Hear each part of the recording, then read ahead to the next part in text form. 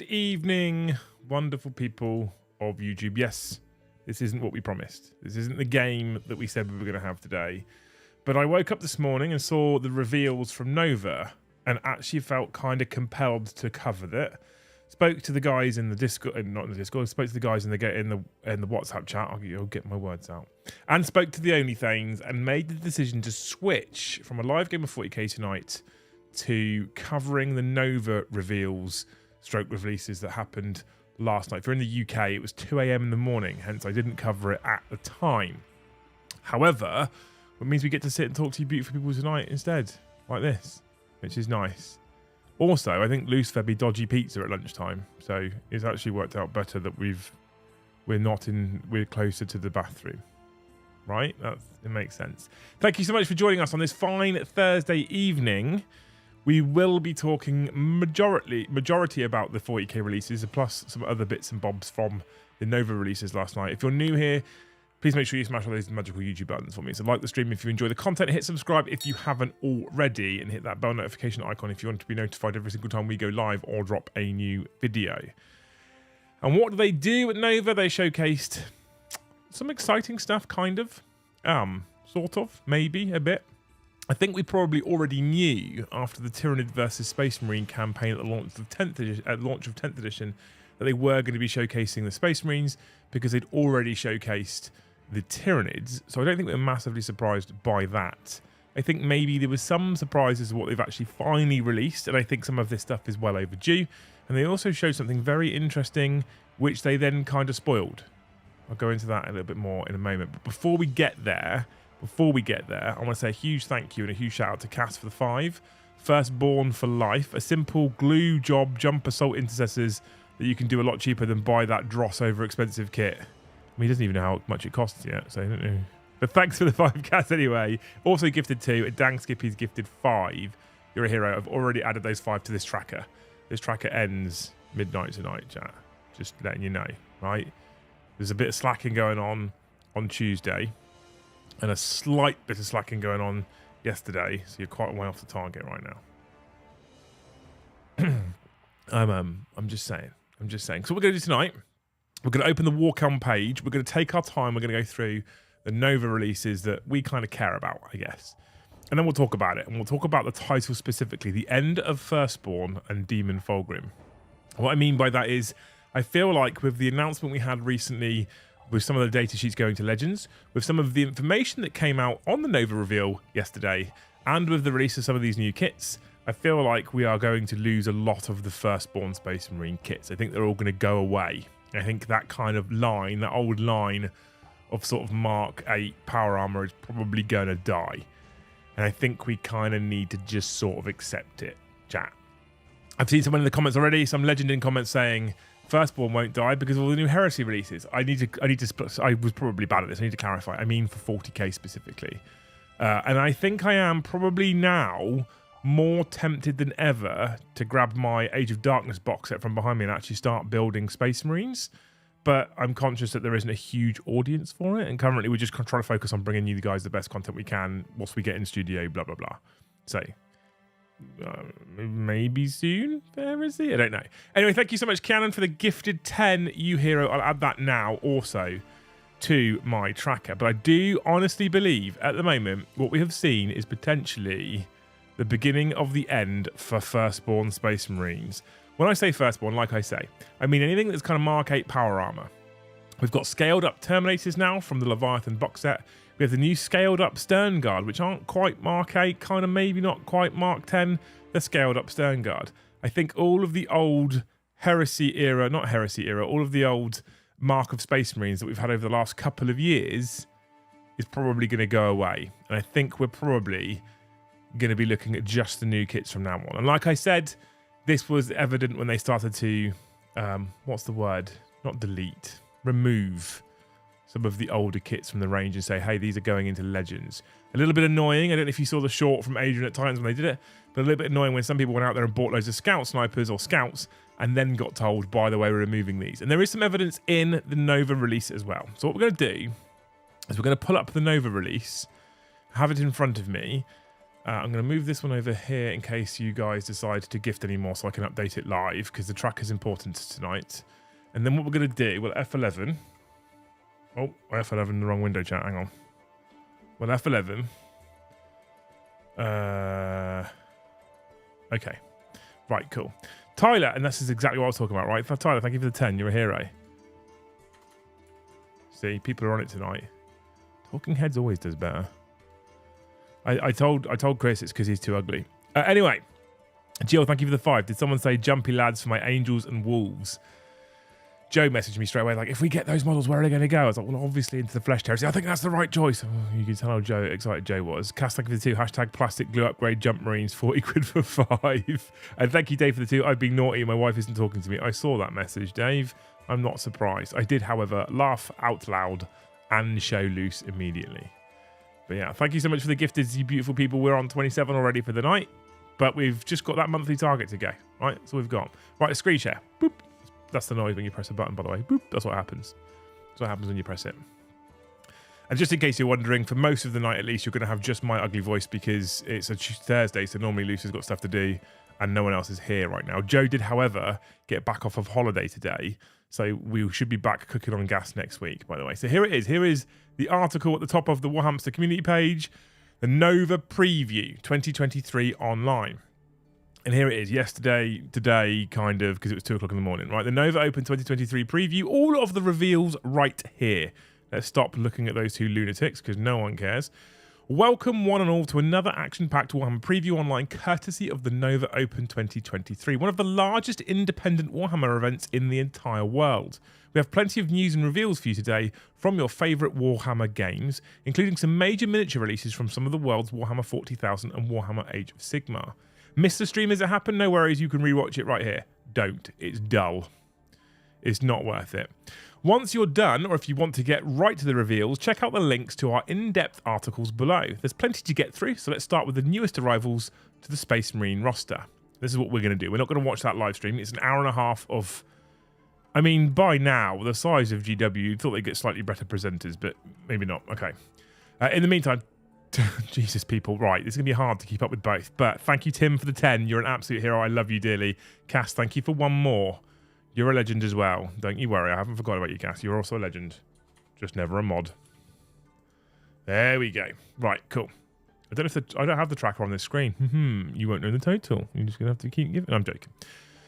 So Warhammer 40,000 Space Marines. They may have lost the battle for Ogram, or whatever it's called, but the Space Marines aren't down and out. New reinforcements are on the way, and with a brand new codex hot on the heels of the dreaded Tyranids. In this huge tome of rules and lore, you'll find totally new units as well as updates to old favourites, from full multi-part kits for Terminators and Sternguard veterans to eagerly awaited jump pack Intercessors and multiple new captains. Even scouts are getting in on the action, with their first new miniatures in quite some time. Check them all out below. So we'll click on all of these individually. We'll start off with this one here. Space Marine Terminators fire up the teleport homer and prepare for rapid ingress. Space Marine Terminators are the heavily armoured heroes of the 41st millennium, indestructible interstellar knights fighting the good fight against the alien, the witch and the heretic. And with the recent release of Warhammer 40,000 Leviathan, they've been dragged punching and boltering into an era Indomitus with imposing new sculpts. 7 hulking new Terminators have already zapped into the fray in the launch box, a squad of 5 monopose veterans accompanied by a librarian and captain, but we want more. And this is what we have. More Space Marines. Whoop. More space. Nice little chain fists there. Cheeky chain fists like that. I mean, they are just Terminators, but these are finally Terminators that I can get on board with. I actually think these sculpts are beautiful. Some people have said they're a bit plain. I think they're incredible. Scaled up Terminators where their heads aren't below their shoulders. I'm all about these Terminators, and I never was a Terminator fan before. And more we shall get. These 5 multi-pose, multi-part Terminators are in scale with the push fit squad found in Leviathan, but come with a whole bunch of extra options. The classic Terminator arsenal is all present and correct. Storm bolters plus a power fist or chain fist for every model, a heavy flamer or assault cannon, and a shoulder-mounted cyclone missile launcher on top of a great big bundle of aesthetic options. It's just Terminators, right? They just look cool. Note that this set does not contain options for assault Terminators. The current kit will remain available for the time being. indicates that perhaps we're going to see scaled up assault Terminators as well, which is quite exciting because these are, like I said, these are Terminators I can get on board with, and I hated the old sculpts because they just kind of looked a bit like kind of weird squat, right? A bit shit. It's a bit, I don't know if I like the fact that they're leaving these up for sale right now. I don't know if the data sheet's any good, so that's kind of a moot point right now, but I would just take them down and say, hey, look, they're coming. The assault ones are coming. This guy, polarizing so far from what I've seen online. I actually don't hate it. A lot of people have said that it hasn't got enough flavor. It doesn't look chaplain enough. I'm not against this model. I think it's actually okay. Well, it's one of those, I feel like this pose is probably photographed really badly, and I actually need to see it in the flesh to have a better idea as to how this pose kind of feels. At the moment, it looks like an old man leaning forward, waving his stick at you. Complete the classic 3 of Terminator armoured characters with this imposing fellow. Armed with his crackling Crozius, inspiring litanies and a Storm Bolter or Relic shield, he adds 1 to your squad's wound rolls in melee, on top of granting them Feel No Pain 4+ against mortal wounds. In short, this guy is a powerhouse when attached to a squad of Terminators. I'm not sure. I don't know. The Crozius and the shield combo, I'm kind of into it. I like these big shields that they put on the Blade Guard. I think they're super cool. I think that he most definitely needed more purity seals to be an actual chaplain. And there's a different head than this one, which definitely looks better. So I'm... excuse me. I don't hate him. I think he's cool. I think I need to see him in different angles to be definitely sure that I think he's cool. Captain in Terminator armor, I should say. The Terminator Captain from Leviathan is an epic hero, striking a suitably fearsome pose atop the severed head of a defeated hive monstrosity. But he wields only one of the war gear loadout available to Space Marine officer of his station. The new Captain in Terminator armor is a multi-option kit who can be equipped with a combi weapon or Storm Bolter and a Relic Sword or Relic Fist to really make him your own. There's also head options, and he has the choice of whether to wear a tabard to battle or not. Multi-part kits. I mean, there's too many monopos out there, and he's kind of monopos, but you can swap his weapons around. He looks kind of cool. I'm into it. I like it.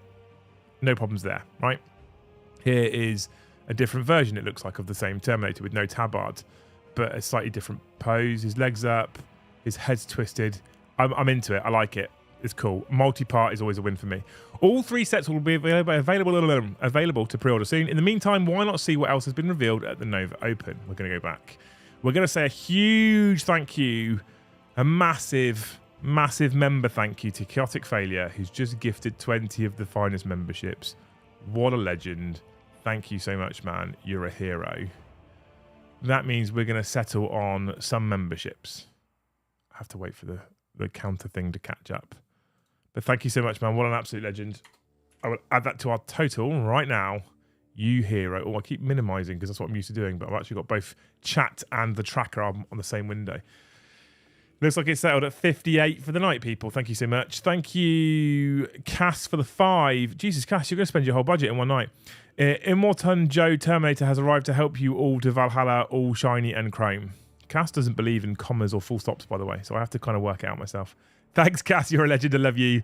And thanks for the 2 as well. Hashtag Tactical Rock. Everyone needs a Tactical Rock. That's how you stop people from using third-party bases. Ben, thank you for the 350. They'd make Grey Knights with a bit of kit bashing. Ooh. Ooh. Now we're talking. Right, we're back to the homepage. We have 3 more articles to get through for Space Marines. We're going to leave this one till last. I'll explain why. Oh, I'll explain why. This is the one that should have come out ages ago. This is a thing that I feel like Primaris armies have been missing for a long time. So what we're going to do is we're going to loop around this way and go up that way, right? So we're going to go in here. Space Marine and the Heroes of the Chapter. You used to get this cool box, which typically was always painted up as Ultramarines, but it used to exist, and it was actually quite a nice box. It was one of the first Space Marine kits I thought, and was like, that looks really, really detailed, looks really interesting. And that's the Heroes of the Chapter. Okay, so let's talk about these ones. We've been spoiled for new Space Marines in recent months. What with the bursting box of Warhammer 40,000 Leviathan and today's other reveals of new Terminators and Jump Pack Intercessors. Sounds like we're going to need some new rules to go with them, perhaps even a new Codex. So this particular article is going to talk about the Codex for Space Marines. This is the comprehensive guide to the Adeptus Astartes in the latest edition of Warhammer 40,000. It contains 93 data sheets. 93 data sheets. Somewhat slimmed down from the index. I don't know how many data sheets the Index has got. Does anybody in chat know this? Because I don't know. I'm not sure. But still a massive roster. And 7 complete detachments. 7. They've already shown us that Tyranids are getting 6. Space Marines are getting 7, which is interesting. That means 7 ways to combine your units and 7 distinct styles of play with 7 unique sets of enhancements, stratagems, and detachment rules. 7 ways of playing Space Marines, one of which, remember, will be Gladius. So we're looking like we're going to get 6 new versions on top of the Gladius detachment. 6 of these styles bear a distinct resemblance to the favoured doctrines of the specific first founding chapters. The Ultramarines, the Imperial Fists, the Iron Hands, the Salamanders, the Raven Guard, and the White Scars. But importantly, you are not limited by chapter. Any army can load up on Outriders and unleash a lightning assault with the Storm Lance Task Force. You don't have to paint them white. This is something whereby people have said they're really sad and upset that Space Marines have lost lots of flavour. And I think the reverse. I actually am more positive this. I'm much more positive about this. 123 in the Index. Thank you so much, chat. That is 30 less is a big deal, right? So I actually think that having it set up this way, where you can look at a detachment and you can think that detachment, the Storm Lance Task Force, you might actually naturally think, well, that's White Scars. And I like White Scars and I play White Scars. So I've actually instantly got a detachment that is exactly how I think White Scars should play. Okay? But it doesn't mean you can't take Gladius. It doesn't mean you can't take a different detachment. It doesn't mean you might not want to deploy the White Scars' first company of Terminators, whereby the Storm Lance Task Force rules might have no impact on you. You are probably able now to field a more rounded chapter than you ever were before. And if you don't want your White Scars to be all bikers and you want them to be something different, you can do that. And I actually think this is a real positive change. I'm for this. I like the idea of it's heavily hinted that this is supposed to be Iron Hands, but it doesn't have to be. You can use it as Ultramarines if you want to. I think that's a really positive change. People have given it some hate on the internets. I've been looking at Facebook. People have been giving it some hate. I'm actually really positive this. I think this is a really nice way of doing it. And I'm hoping that this is the case for every codex. I'm hoping my Eldar have a very obvious Simhan detachment that would utilize things like Vipers and Wind Riders and stuff like that. I'm hoping they have that. But I'm hoping, well, I say I'm hoping, it's almost definitely not going to be tied to being Simhan. I won't have to paint them red to use that particular detachment. And I think that's positive, genuinely. The 7th detachment, the first company task force, instead represents the absolute elite of a given chapter, backed by an evocatively named detachment rule, Extremis Level Threat.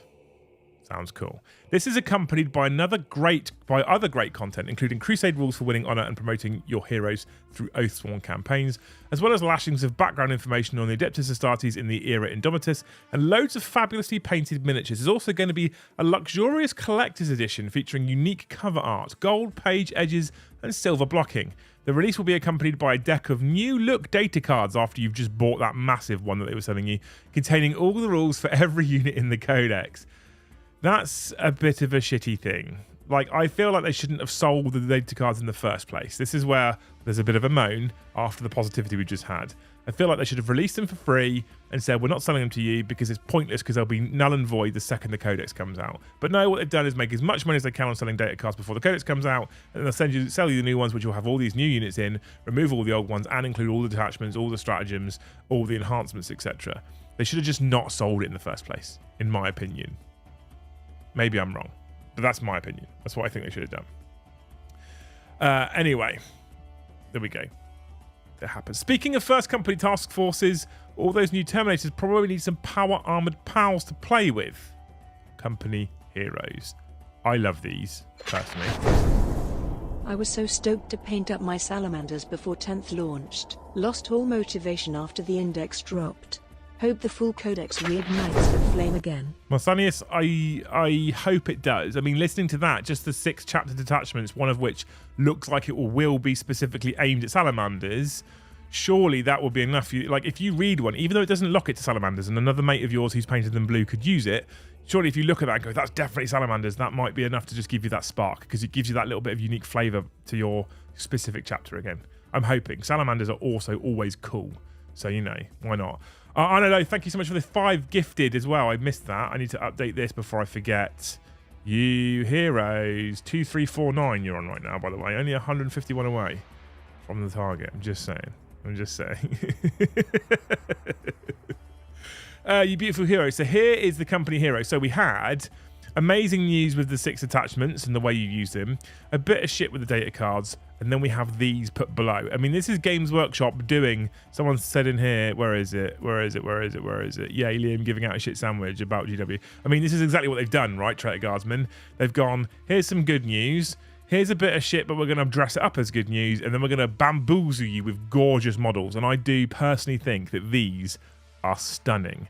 These are models that I feel like I'd want to paint even if I don't play Space Marines. They just look super cool. I'm a big fan. I love this model here. I love this icon bearer. I mean, Joe's going to want 25 of these. You know what he's like for an icon bearer. Double-handed sword, always a win.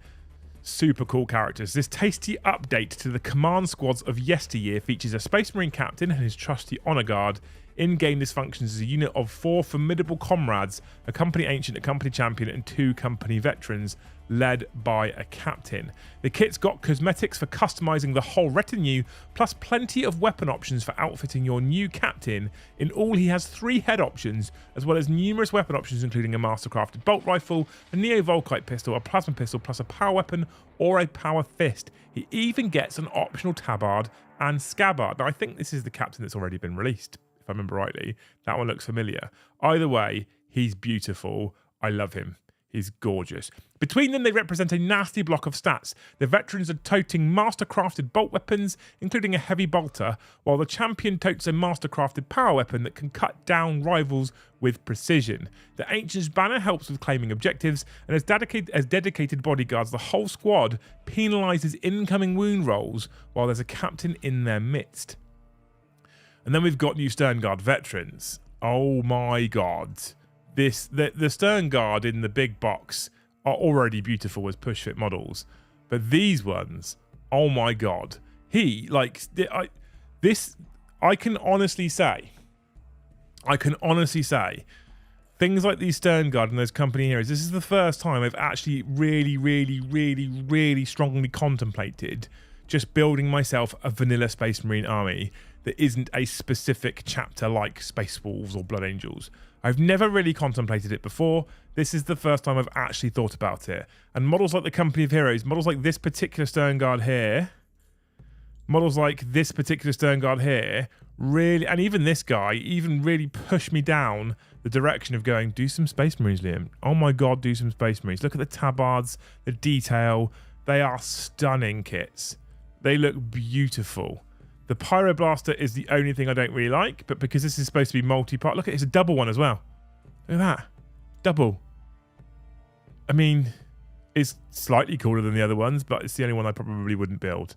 But oh my god, these things look amazing. When you've got a persistent Xenos problem and your regular battle brothers just aren't quite cutting the mustard, it's time to call upon the Stern Guard. These veterans of dozens of wars are festooned with honours and bristling with special weaponry. We've already received a squad of 5 push-fit Stern Guard in the Leviathan box, but now we're getting a set of 5 more. And these ones come with a multitudinous options for customization.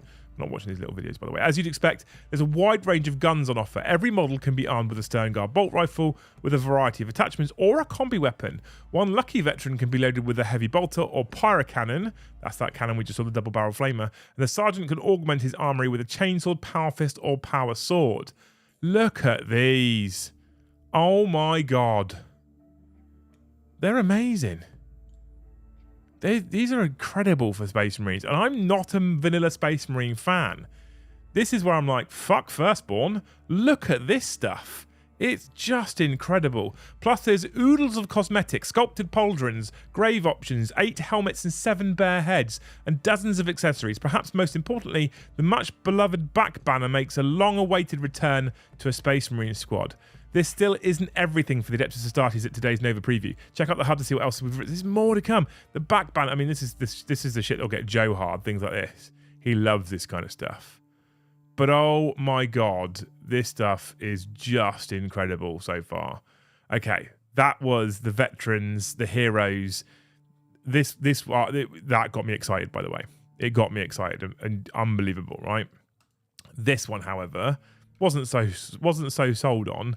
And then I looked at some of the sculpts. It's typically considered quite difficult to become a Space Marine. You can't just be the toughest 10-year-old in your village. You have to be the hardest brawling preteen in the whole region. Then you'll meet all the other children selected by the Angels for their over-the-top belligerence. Perhaps you'll have to fight them to prove your mettle, or perhaps you'll have to work together to face insurmountable challenges.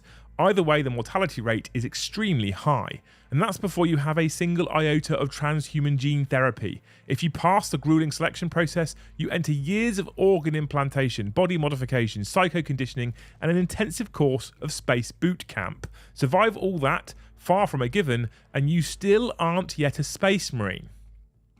By the way, I love it when they put detailed narrative in. This is why I love that. This is why I love the hobby. That kind of narrative is why I love the hobby. No, to really prove you're worthy of a place in the chapter's ranks, you'll need to pick up some light armour, a shotgun, and a rugged pair of combat trousers, and head off to make your mark on some of the most dangerous missions open to the Adeptus Astartes. Yep, you're a Space Marine Scout. You ready, chat? You ready for these? I mean, I used to hate Scouts, used to hate Terminators. These look fucking cool. I mean, I'm not sold on the blue and beige, but these are super cool looking Scouts. I also think they could do a slightly better job sometimes painting hair. But hey, what am I to criticise heavy metal? I actually really like these, to be honest with you. I'm actually a fan of these. Quite a big fan of these. James Snowgrove, welcome to the channel. Thank you for becoming a Huskal tier member. You'll get some behind the scenes content soon. New Sterngard veterans look amazing. I'll be buying some for sure. Thanks, Grain Chain GT for the 5. You're a hero. The new Sterngard look amazing. The shame of all this stuff is, and I say shame, it's a first world problem, don't get me wrong. But the shame of all this stuff is that when we get it through, if we get it through from GW, because there's no guarantee they're going to send it, what I'm going to have to do is give it all to Joe. And he's going to have to add it to things like the Flesh Terrors, because I just won't get it ready in time. So the downside to having a Joe and the downside to having preview content is I never get that first new look. I'm going to have to probably buy some for myself if I decide that I want some in the near future. So... Anyway, Scout Squads have been part of Space Marine lore for roughly as long as there have been Space Marines. With their light armour, tactical visors and nifty mohawks, these stealthy youngbloods have been hitting the dirt upon the distant objectives for decades. The new Scouts are taller and leaner, but they keep the carapace armour and other classical accoutrements of the Space Marine neophyte. It's all there. You've got a choice of bolt guns, Astartes shotguns, or pistols and combat knives for each of the rank and file, with plenty of accessories and heads sporting a fresh trim. Now, what put me off these when I first saw them was the colour scheme. The detail looked pretty cool, but the colour scheme just kind of threw me a little bit. And then I saw these. I saw Raven Guard Scouts, and that's when I went, yes, these kits are actually really cool. I'm a big fan. I like them. Old-fashioned missile launcher, a scout sniper, they look amazing. Those who need to sneak heavier firepower onto the battlefield will find options for gunners like missile launchers or heavy bolters, as well as a cloaked sniper for picking off enemy characters. Everything a Youngblood needs to prove themselves to the chapter. They look amazing. It says, that's not all from Adeptus Astartes. You can find the rest at the Nova Reels. I actually am a fan of these. This is what I'm saying. These are tempting me to do Space Marines chat, right? I hope the whole squad can be equipped with sniper rifles. I guarantee you, Fraser, you'll get one in the box. I reckon that's going to be a lot, I'm afraid. And then we jump into the one that I've been waiting for the longest. This is something that I think Primaris have needed for a very, very long time. They've never really had this at all. A fast-moving, assault-based choice that can fly. Bikes are okay, but typically they historically were only allowed to be taken in squads of 3. Yes, I know that's been changed in 10th edition to squads of 6 for the Outriders. But if you want pure scouts, everything with a jump pack probably wants to be shooting rather than fighting with melee. And we've all been talking about how easy it would be to just make jump pack assault intercessors. In fact, Joe and I have had a number of conversations about buying assault intercessors, grabbing loads of jump packs and mashing them together to at least make things like the Flesh Terrors look narratively cool. We didn't, we waited, and then these came out. Jump packs send captains and assault intercessors soaring into the sky. Ever since humanity first looked up into the sky, they have dreamed of flight. Today, the Space Marines follow their own dreams of sending chainsword-armed warriors hurtling into the enemy at Mach 1. Warhammer fans have clamoured for Primaris assault troops carried aloft on jump packs since the dawn of Dark Imperium. Yes, Yes, they have. And now they're finally here. The jump pack intercessors are selected from the most aggressive members of their chapters and pair dizzying close combat skills with the raw mass of a fully armoured Space Marine flying headfirst into enemy ranks. Their incredible models are some of the most dynamic Space Marine miniatures ever created and give each intercessor a real sense of weight and power on the charge. Are you ready for this, chat? Are you all sat down? Are you all sat down for this one? Because this is impressive. Look, and here's the first thing I noticed. The first thing I noticed when I saw this, no fucking flying stands. Thank God, no flying stands. I was worried. I was genuinely concerned we're going to see those little stupid plastic see-through curve-shaped flying stands like we have on the Inceptors and the, is it the Suppressors or the, I can't remember what they're called. No. Just tactical rocks. It's okay. It's okay. Don't panic. So let's look at these. We have the Sergeant here with the red helmet. Obviously, his power sword and plasma pistol. The posing, they're good.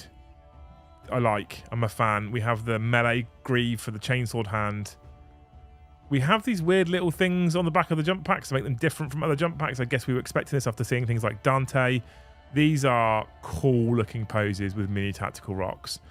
I'm a fan. Hopping in real quick, on lunch finished a 3 miles run. Your kid bashed ones would have looked better. Those jump packs looked too bland and no chest straps. Oh, I didn't even notice the lack of chest straps. Thanks for the 10, Mandy. You're a hero. Thanks for making me feel bad with your 3 mile run. I did, however, go back to the gym today. 2 gym sessions in 1 week. That was before I ate the dodgy pizza, thankfully. 2 gym sessions in 1 week. Chat, my body is in an absolute mess right now, to be honest with you. Yeah, I'm not sure on the flappy things. It'll be interesting to know if there's an option to leave them off. I'd imagine there isn't, but we'll see. Sergeants may carry a power weapon or power fist into the fray, making them a threat to heavier armour, while their comrades bury the enemy under a storm of chainsword cuts. Sergeants also have the option of a plasma pistol or hand flamer, while one member of the squad per 5 Marines can also grab a plasma pistol. This is kind of harking back to the old loadout for old Space Marines, where there is actually options, which I'm kind of a fan of. I didn't notice the lack of chest straps. That kind of bothers me now, Mandy, and I thought these were beautiful. Why'd you do that to me? I was a big fan of these. Do a PFA. Oh, God, no. Not nowadays. Of course, such illustrations, such illustrious company deserves a properly outfitted captain to lead them. I adore this model. I don't know if I'm the only one. This is vibes of, what's the one that, I think, is it Ragnar that looks kind of like this? Oh, there's a Space Wolves lieutenant who's kind of in this pose. If you look at the Space Wolves lieutenant when they act, he's kind of in this pose. But I think this is a super cool model. This shows you more kind of the detail for the jump pack for the Assault Intercessors. I actually don't hate these things. I don't hate the idea that they've got little like winglets that kind of aim where they're going, direct thrust perhaps. I'm not against it. Oh my lord. They're all mag strapped here. You're not going to ruin it for me, Mandy. You can say you're welcome. You're not going to ruin it for me. But Jet, before we go and talk a little bit more about this captain, John McCardle, not even toilet dice this time. John McCardle, thank you so much for dropping 50 of the finest memberships. You absolute fucking legend. That puts the total on a massive, huge, unbelievable. Why is it being weird? Okay, there we go. I fixed it. 2399. No, actually it's 2400 now. Look at that. Look at that, chat. John, thank you so much. 100 to go if you're going to hit the month's target. You amazing, amazing people. Thank you so much. You get to see my background. Did you see my background there? Yep, that's me, a geek. Anyway, this captain, John, thank you. You're a legend. I love you so very dearly. You should stop though. You did that already yesterday as well. The new captain with jump pack is a majestic warrior posed in a dynamic charge with multiple weapon options to choose from, either a bolt pistol, plasma pistol or hand flamer in his right hand and a power fist, relic blade or chainsword in his left. When leading his fellow flying enthusiasts, he lends some extra pep to their charge, increasing the strength of their melee weapons by 1 whenever they slam home. It's just cool. I just love this model. Head back to Nova to see what else is announced. Blah, blah, blah, blah, blah. Boop. That's the Space Marine stuff. Super excited about all of that stuff. Like, absolutely incredible amazing, loved it. I need to see this chaplain from a different angle to see whether I like the pose or whether he is leaning forward like an old man. But on the whole, oh my god, what an incredible set of releases. Now, we're not going to go into Age of Sigmar and Iron Jaws, although some of the stuff they released does look pretty cool. I'm not that bothered by it. We do have a new Heresy box coming out with new Mark III Iron Armor and a Deredeo Dreadnought. I instantly got a text message from Joe. Instantly got a text message. I'm doing Iron Hands now. Oh, okay, are you? I see. The Deredeo is a Dreadnought I've never loved previously. However, part of the reason why I never loved it is because I don't think I've ever seen one with straight barrels because it's Forge World. So I'm a little bit more excited now to do this. We can jump in and read that article if you want me to. But there's other stuff. There's a Blood Bowl Vampire team. I mean, they did. I love it. They do the biggest releases when the UK's asleep. It's great for us. Now when you're left in it with a jump pack, brilliant. So we've got some more old world stuff coming. What a model this looks like it's going to be. The heroes of Bretonia continue to sally forth, and within the Lady of the Lake sends one of her finest. Elise, Dutchard, a powerful damsel riding atop the most majestic unicorn you've ever seen. Instantly thought of a conversion for Lord Solar for the Astra Militarum, but what a gorgeous model that looks like it's going to be as well, right? And then this is the second part, right? So the first part of the stream we talked about the end of Firstborn. I think we're probably going to see almost all of the old kits retired over time. I don't think that's a massive surprise to most of us. And then they released this monstrosity, right? And I got instantly excited. As a Chaos man, I got instantly excited. So we're going to talk about this one for a brief moment. We can go in and talk about the other Heresy release in a moment. Warhammer the Horus Heresy, Fulgrim Transfigured. Now you can see potentially why I would get excited about this one, right? Because we have Angron, the Demon Primarch, we have Mortarion, the Demon Primarch, and we have Magnus, the Demon Primarch. So the one that we're really missing in 40k right now is in fact Fulgrim, the Demon Primarch. So I got excited. The Phoenician Transform. This is where we probably will watch the video. As the Horus Heresy ground on, many of the traitor Primarchs began to search the mysteries of the warp for even greater power than their narrow-minded brothers could comprehend.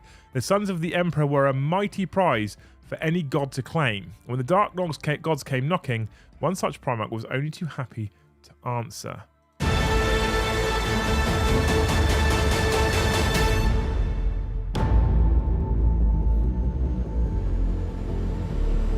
Look at this for a model.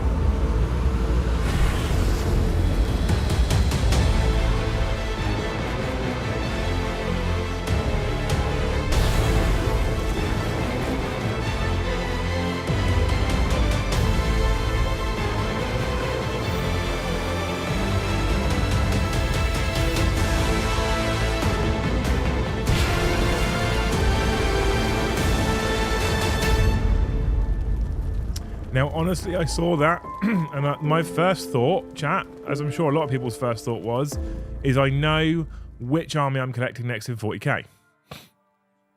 That was my first thought. Because I was like, that's a massive Demon Primarch. Surely that's going to be usable in 40k. Why wouldn't they give that 40k rules? We already have Angron. We already have Magnus. We already have Mortarion. Surely, I don't care about copyright strike, John, honestly. I make no money on ad revenue anyway. Surely we'll get rules for 40k. We must do. He's a beautiful model. And I also think, if I'm honest with you, I also think that he is, in fact, now, shocking opinion, my favourite Demon Primarch model they released. During the events of Angel Exterminatus by Graham McNeil, Fulgrim became suffused with the raw power of Slaanesh and achieved an apotheosis undreamt of by his mortal kin. Though Perturabo struck down his physical body in retaliation for his brother's betrayal, the Lord of the Emperor's Children merely discarded his mortal corpse and ascended as a Demon Primarch. And what a Demon Primarch he is. Look at that model. What do you mean looks a bit meh, Escapade? Get out. Look at that. This miniature is utterly stunning in its detail. From the intricate golden finish of his armour to a face that could have been carved from marble. If you've ever wondered how Fulgrim could be described as both breathtakingly beautiful and monstrously serpentine, wonder no more. It's enough to make you consider a career as a Slaaneshi cultist. Yes, it is. Unbelievable. Look at that. Gorgeous. I am blown away by the detail on this miniature. Absolutely blown away. His coil body and epic wingspan make Fulgrim Transfigured easily the largest Primarch in the Horus Heresy range, dwarfing his lesser brothers with sheer demonic power. As only the second Primarch to receive a second model alongside Horus Ascended, the Phoenician is a new watermark for awe-inspiring resin miniatures. Oh, that was the first thing that upset me. It's resin. And when you see things like this, and then you sort of realise when you look at the picture that even the one they've used has got a slight bend in it. Oh, for fuck's sake, Games Workshop. Fucking resin. Despite his imposing stature and bombastic vibe, Fulgrim's finer details are what really make the miniature pop. Charms, fetishes, trophies and ribbons adorn his mutated warplate, with no square inch free from some form of impressively gaudy accessory. Truly, he is Slaanesch's chosen. See the bend? You see the bend, chat? Can you see it bending down? Can you see it? Yep, I saw it. After I read the word resin. I didn't see that beforehand, and then I saw it. And then looked at some of these little details, and I was like, this is going to be dreadful to put together as a resin model. No excuses, Kerioth live streamed it, and yes, I am buying that lady and unicorn for sure. Anyway, gonna scarf down lunch, then back to work. Kerioth can stream it all he wants. I'm not sitting here at 2 o'clock in the morning. I'm sorry. Not happening. Fulgrim Transfigured will be fully playable in games of Warhammer the Horus Heresy, double star, and is an unmissable centerpiece for fans of the Emperor's Children. Imagine having to fight that thing with only a few dreadnoughts and bolt guns to hand. As incredible as this is, it's not the only thing revealed today. Blah, blah, blah, blah, blah. Double star. Let's rip the plaster off now. I mean, I'm at least grateful they addressed it. No, this model won't be getting rules for Warhammer 40,000.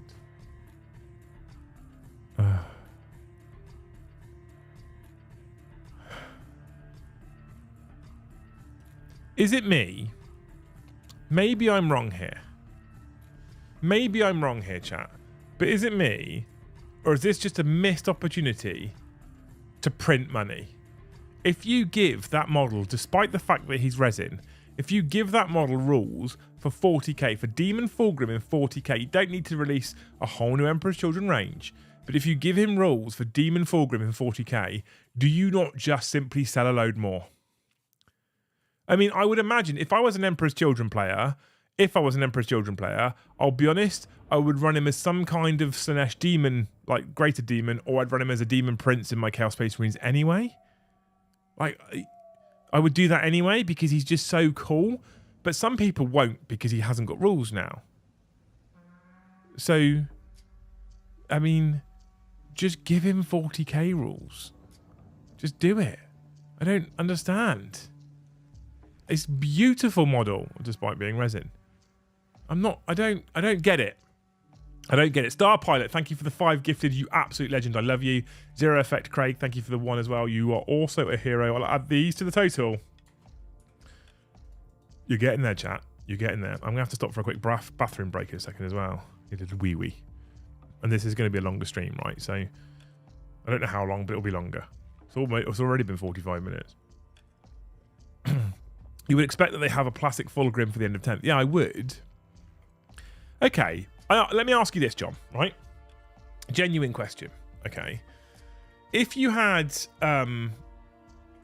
If you're an Emperor's Children player, right? If you're an Emperor's Children player and you bought that new model because the resin model, because they have given it rules for 40k. Right, here's my question to you, genuinely as well. When the plastic one, if the plastic one ever comes out, because it probably will, but if the plastic one ever comes out, surely all they need to do is make it a slightly prettier model so that they can sell that one.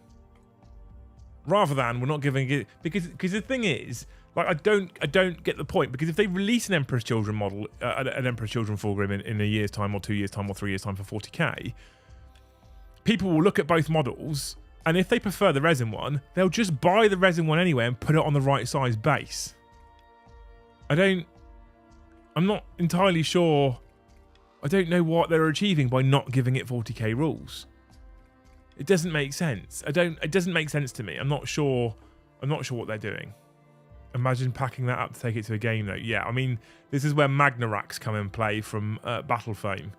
Magnet that fucker to a tray and don't try and wrap it in any kind of bubble wrap or stick it in any kind of foam, for Christ's sake. Evil Snake Man is never pretty. He is gorgeous. What a model he is. What a model he is. And, you know, I saw some stuff this morning. One of the reasons why I felt slightly compelled to do this stream tonight, one of the reasons why I made this choice, is because from my perspective at least, I thought it was actually quite a good release. And I jumped online this morning after kind of skimming the releases myself. I was like, oh, that's some impressive stuff. And I saw nothing but people saying it was a bit of an underwhelming release. It was kind of meh. And I found that interesting. I'm not saying they're wrong. People are fully entitled to their own opinion, obviously. Like, there is no reason necessarily to just go off we must always be positive all the time. And I was very disappointed when I saw two things: Fulgrim not having 40k rules, as well as the Space Marine data card thing. But I don't think we're massively kind of surprised by that.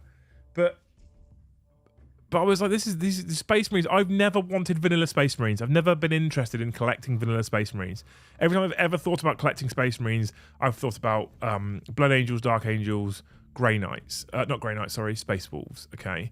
That's all I've ever wanted. And even then, I've kind of got a little bit bored of it. I started to build generic Space Marines a year ago. Just over a year ago.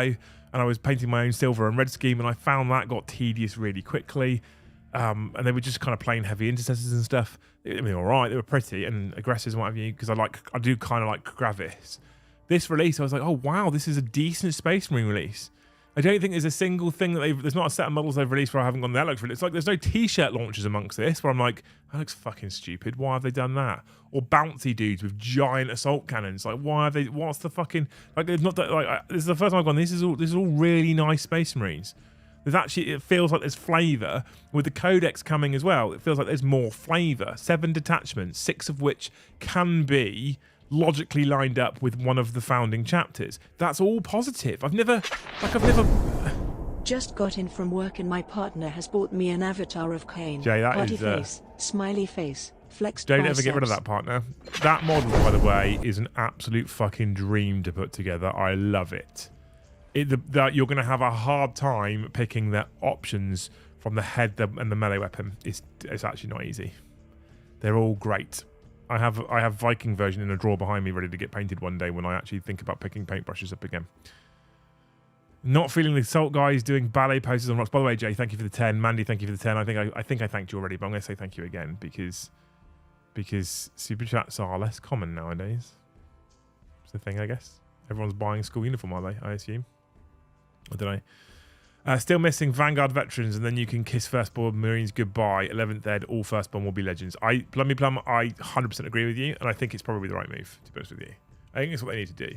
I am already more positive that they've dropped 30 data cards out of the index whilst introducing new units. They're bringing new units in, and yet they've gone down by 30, which means they've actually gone down by more than 30 if you think about it, which I think is positive. So, you know, that's a good thing. Amazing. If you need some stuff to make your Space Wolves more Viking, I have a few suggestions for 3D printable stuff and sculpts.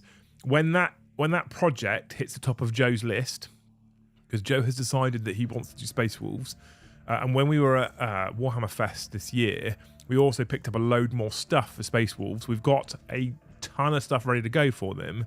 I'll hit you up and we'll check out those 3D printable things, because I have people that can 3D print as well. But yeah, I'm into it. I like Space Wolves. Right, chat. You're going to have to talk amongst yourself for 5 minutes. I say 5 minutes, I mean like 30 seconds, really, or like a minute, because I need a little wee-wee, okay?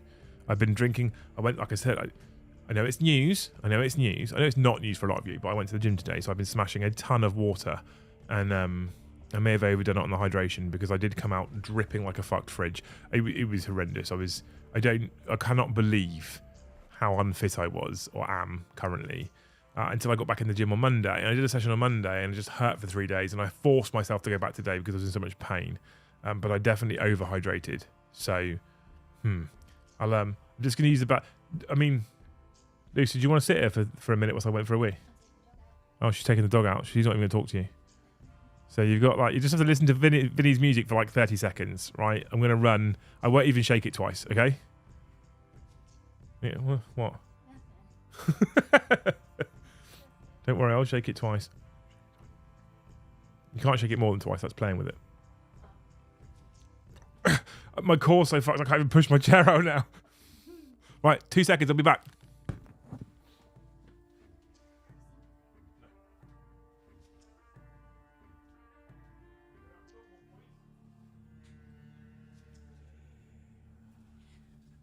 Boo.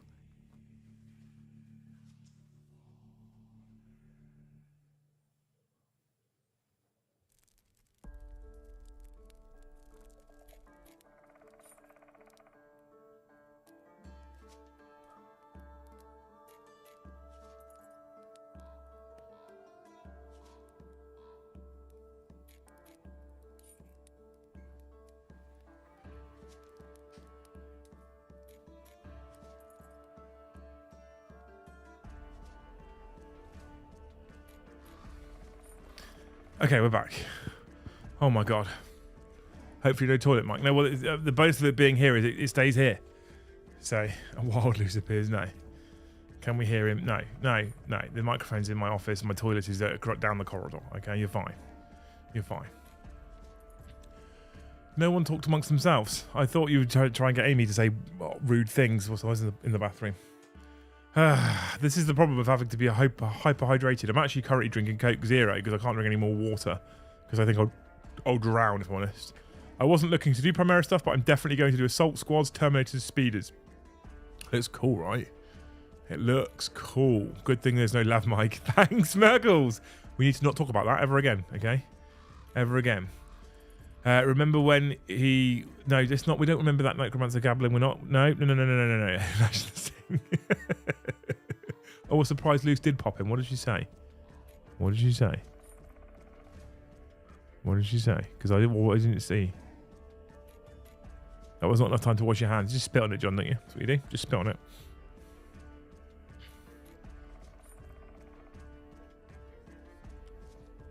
Zed Ramirez, your wife is as beautiful as she sounds. Don't tell her, for Christ's sake. We have to keep her ground down. We have to keep her thinking that she's the one that's punching. All right? That's the rules. Mrs. Van Hellier, thanks for the gifted. You're a legend. We can go up by another one. Only 93 to go. Just don't miss it. I might end up getting some of the new stuff. It's good though, isn't it? Trying to convince my missus to get that Lothlorien Lego set. I mean, it's an incredible build. The detail on it is absolutely unbelievable. It was definitely my de-stress for a while. You know, the whole run your own channel, run your own business thing can be quite stressful at times. It can be quite hard work on the old mind. I don't like to go on about it too much because it's a choice that I've made. A lot of people would kill to do this. Stayed up for the reveal, was really hyped, even for Rayos, and then Fulgrim just killed my vibe as they dropped the Heresy tag at the end. Oh, see, you were kind of saying, I saw that model this morning, I was like, oh my god. And then when I realized it was just Heresy, I was like, oh, come on. Would it have been that hard? Like, surely you just sell more, right? Surely you just sell more. Anyway, I get it, Alan. Thank you so much for the 10. You're a legend. Yeah, I don't like to go on about it too much because you know, it's a choice that I make that a lot of people would wish they could do as well. So, you know, there's no reason for me to complain about it, and I'm absolutely not complaining. But that thing was incredible. I had a really stressful time. It's a lot of money, but so it's 40k, I guess. And I sat down for a week basically and just spent an hour in the morning building it, and it was incredible. Like, so tell your wife that at least, right? Like, it is, or I say wife, tell your missus that at least. It was just a de-stress. Just sit there quietly, but it takes forever. It takes ages. There's a lot of pieces to it. But oh my god, it was incredible. I loved it. I'm definitely after making a first company Ultramarines army. That new mission looks fun. New missions? What new missions? I just hope I can use my Wolf Guard with jump packs again, even as proxy models. I'm sure you will. I would hope that the big 3 Marine chapters get their own unique sculpts for things like wolf pelts, golden chalices, and those cloaks hiding them fences. Hiding them fences? I mean, So here's my concern.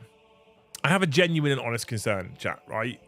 So we have seen the incredible sculpts they've shown off last night, and I think what we can probably say is that on the whole, for the generic Space Marine chapter, they've kind of rounded the range off mostly now. Someone said earlier, all they need is Vanguard vets, right? We've got upscale scouts, we've got upscale Terminators, upscale Terminator characters, then you've got all of the Tacticus line, the Gravis line, and the what do they call it? The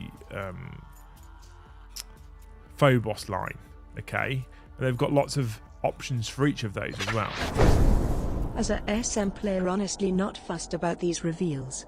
The SMD squad is cool, more a fan of my own converted Termi Chaplain from Levi Box Captain # too many tactical rocks emo. Fulgrim looks dope though. Fulgrim does look dope. There is a lot of tactical rocks. I have a theory on tactical rocks. It's a bit, I don't know, it's a bit conspiracy theory, but I have a theory on tactical rocks anyway. Thanks for the 10, Chaotic Fair, you're a hero. What was I saying? Yeah, so they've kind of, this is going to, Iniquity's going to set her off again in a second, but they've kind of rounded off the range. The Primaris range has kind of been rounded off, right? And I think they've done a good job of it overall. It's been rounded off quite nicely, right? So I can't knock them for it. They do perhaps need Vanguard vets. I feel like I'm the only person who noticed that ECR confirmed not to be coming in 10th, so when I saw Fulgrim I knew he'd have no 40k rules. No idea how they'll top this model for his 40k release. That last sentence, Iniquity, I can't agree. Like, I don't know how they beat that one. I genuinely don't know how they beat that one. Like, it's so good. And Stick Monkey, thank you for the... Oh, I need to do my tracker again. Thank you so much for the 5 gifted. You absolute legend. I love you. What a hero. Only 88 to go. Quan wants it. So yeah, so they kind of covered everything off now. Assault Intercessors with jump packs for fast. Intercessors with no jump packs. Assault for normal. Assault Marines with no jump packs. Intercessors are basically tactical Marines. T-shirt launchers and Hell Blasters are basically kind of Devastators, sort of. You've got Pyre Blasters for kind of elites, you know, that kind of stuff. You have got the Phobos stuff. In fact, I would go as far as to say you probably got more options than you actually ever had for Firstborn now. You've got the Repulsors taking over the big Land Raider variant, the Gladiators taking over the Predator-type variant, the Impulsor to replace the Rhino. They've got the new Storm Speeders and stuff like that to replace all the Land Speeders. Like, I feel like on the whole, Outriders to replace bikes, the Buggies to replace the attack bikes.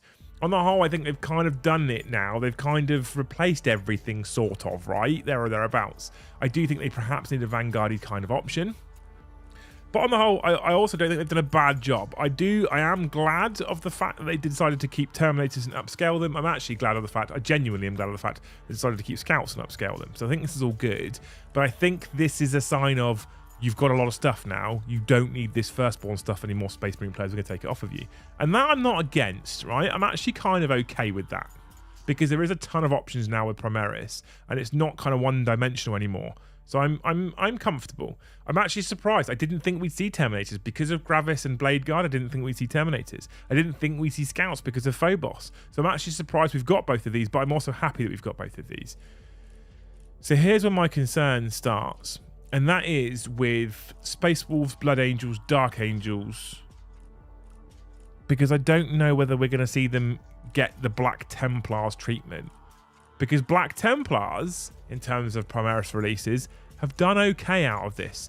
New Helbrecht, new Grimaldis, new Emperor's Champion, new Sword Brethren, you know, the new Neophyte squads with the, whatever they want to call it, the Crusader squads, thank you. No one said it, but thank you anyway. You know, they kind of... I felt like Black Templar had a really good deal with Primaris. And when that happened, I was like, oh, cool. Surely they're going to be doing this with Blood Angels and Space Wolves and etc. We kind of haven't really seen it. We've seen characters. That's it. So I'm holding on to a thread of hope that the characters are the start of something. Why would they do Primaris Lion, Primaris Azrael, if they weren't contemplating Primaris Samael, Primaris Belial, and upscaling and updating Black Knights and updating Deathwing? Would they avoid actually upscaling things like proper Death Company? Or are they going to continue to have Death Company Intercessors, which is just an Intercessor painted black?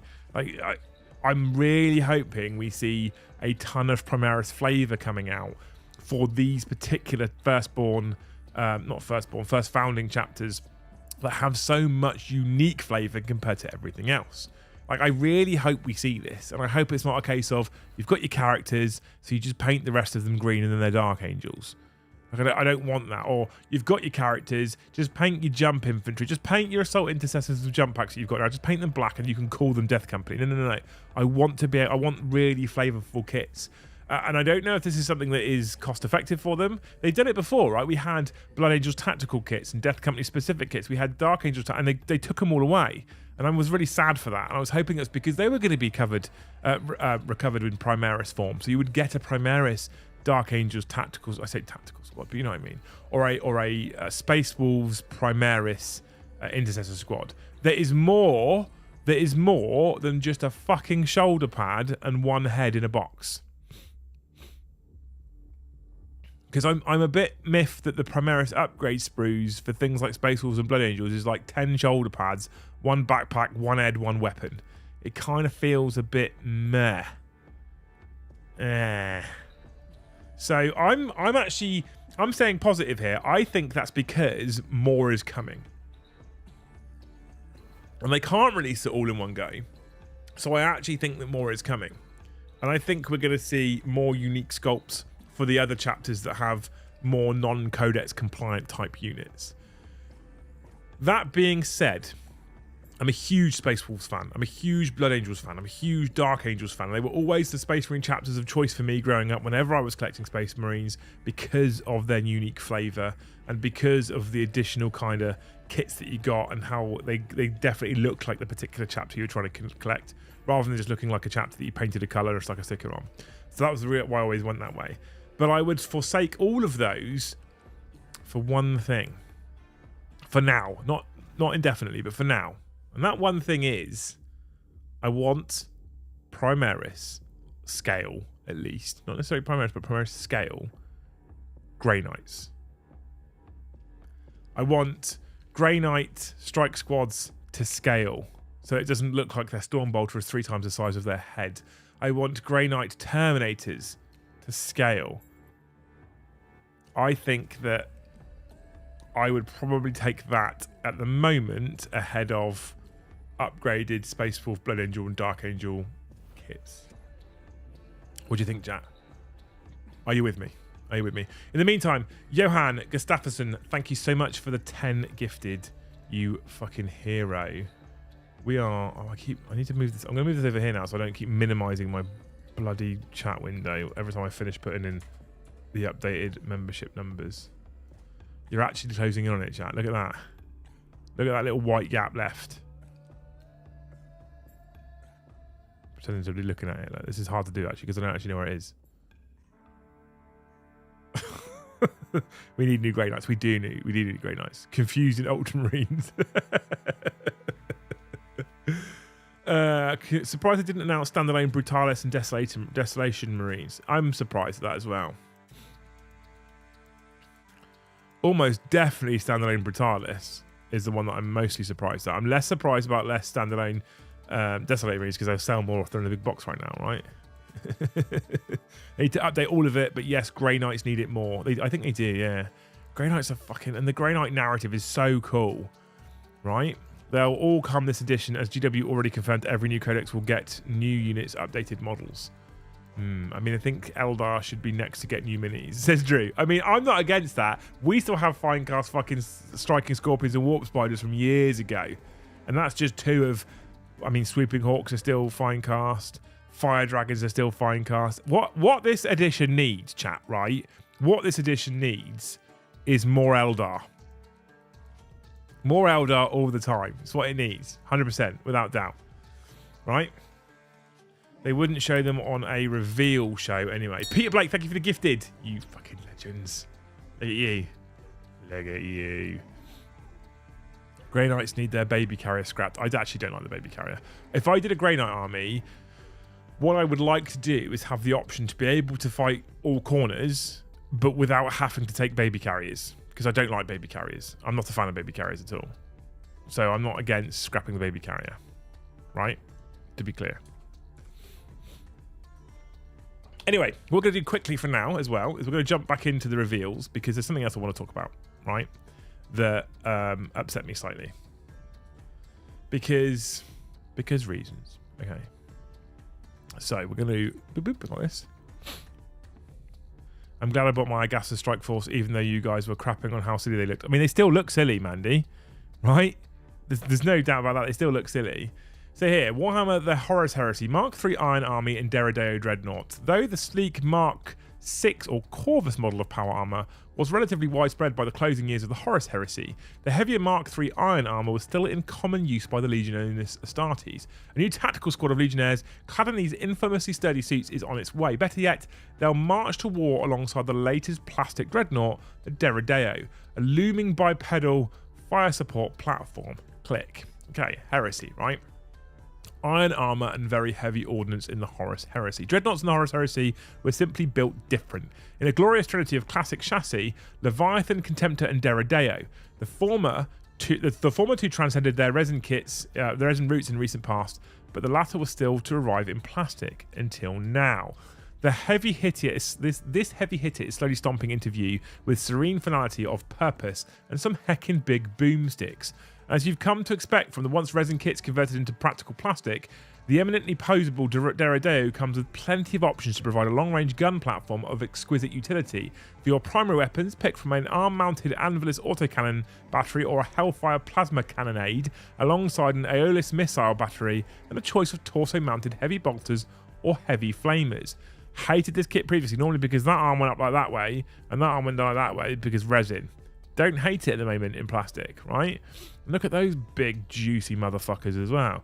Add to that a choice of armor panels, heads, and leg poses, and you can bring a fleet of these bad boys to your next battle or two, and no two need ever look alike. While you're at it, why not join them with these all-new Mark III Tactical Marines?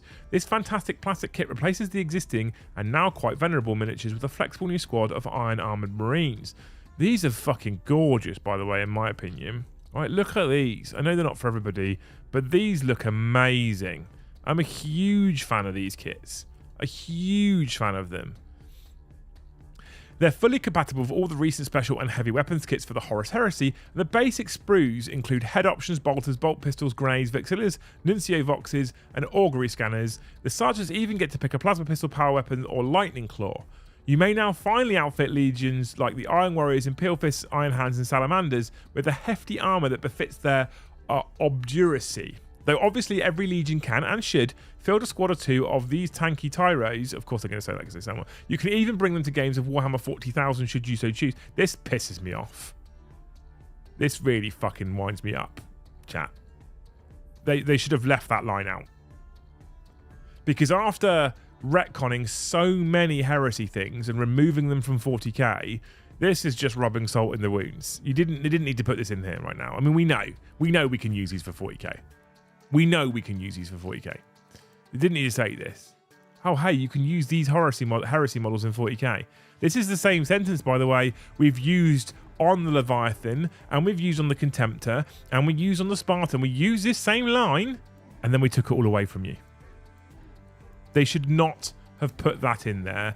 That is what we like to call a cunt's trick.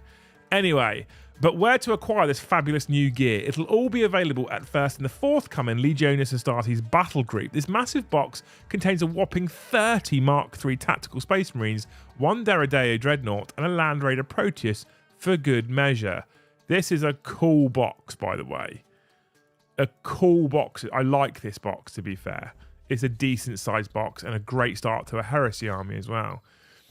But that's not it. You also get a Legion special weapon set containing 5 lots of each: plasma guns, melter guns, flamers, rotor cannon, Volkite chargers, and Volkite cavaliers. Shove them into the Land Raider, and you deliver your choice of high energy death to the enemies, adherents of the Emperor. This box will still arrive. This box set will arrive for pre-order sooner than you think, and there's even more to come from the Horus Heresy soon. Yes, including those hotly anticipated Mark 6 assault squads. But for now, check back to the Nova Hub to see what else we've revealed today. And that was the one that really, that line is just tone deaf, isn't it? But I mean, Carl Benroth has said exactly that. It's just tone deaf. This, whoever wrote that line on this article should have their fucking hand slapped, quite frankly, because that is just adding insult to injury, right? Hey, you know the generic Space Marines that could just be an intercessor on datasheet wise? You can use them in 40k. Yeah, we fucking know, prick. What we want to do is we want to use all the Leviathans, we want to use the Spartan, and we want to use all the other heresy stuff that we bought in plastic that when we bought it, you told us we could use in 40k. That's what we wanted to do. Not this shit. That really irritated me. I don't know if you can tell. But that really pissed me off. I'm not sure if you got that from that. That really wasn't the smartest line they ever put in that particular article. You take that line out, cool article. I'm okay with it. I'm okay with the whole article. Take that line out, I'm okay with the whole article. Put that line in, you're an arsehole. Oh, yeah. Anyway, Evan, thank you for the 5. What would need to happen to have them exist in the law? Have what exist in the law, Evan? What are we talking about? Have what exist in the law? Turd saying, Jimmy, thank you for the 5. That Fulgrim model made me realise I need a Horus Heresy Emperor's Children army. I mean, I felt like when they brought out New Heresy 2.0, somewhere in the region of around 50% of the people that were playing Heresy for the first time ever decided that they wanted to play Emperor's Children. And it's because the purple gold scheme is actually stunning, to be fair. I feel like a more than usual number of people decided to play Emperor's Children when Heresy came out. Maybe it's just me, maybe it's just what I was exposed to on things like social media, but I felt like a lot of people decided that Emperor's Children was where they were going to go, right? And those people now have got a stunning Primarch model to add to their collection. Absolutely beautiful model to add to their collection now. So I'm glad for them, to be fair. Grey Knights. Oh, so here's the thing, Evan. I don't want Primaris Grey Knights. I want them to do what they've done with Terminators. I don't want Primaris Grey Knights. I want Primaris Scale Grey Knights. Because I don't know if Primaris Grey Knights is something that can narratively exist. What about your Chaos Drop Pods? Don't, John. Don't. GWB and Jack as fuck, mate. 100%. 100%. Golden green like the Springboks. That line about using those heresy guys in 40k just reads in the voice of Stu, I'm the cleverest boy ever, aren't I, Black? Oh, don't. Please, William. Please don't.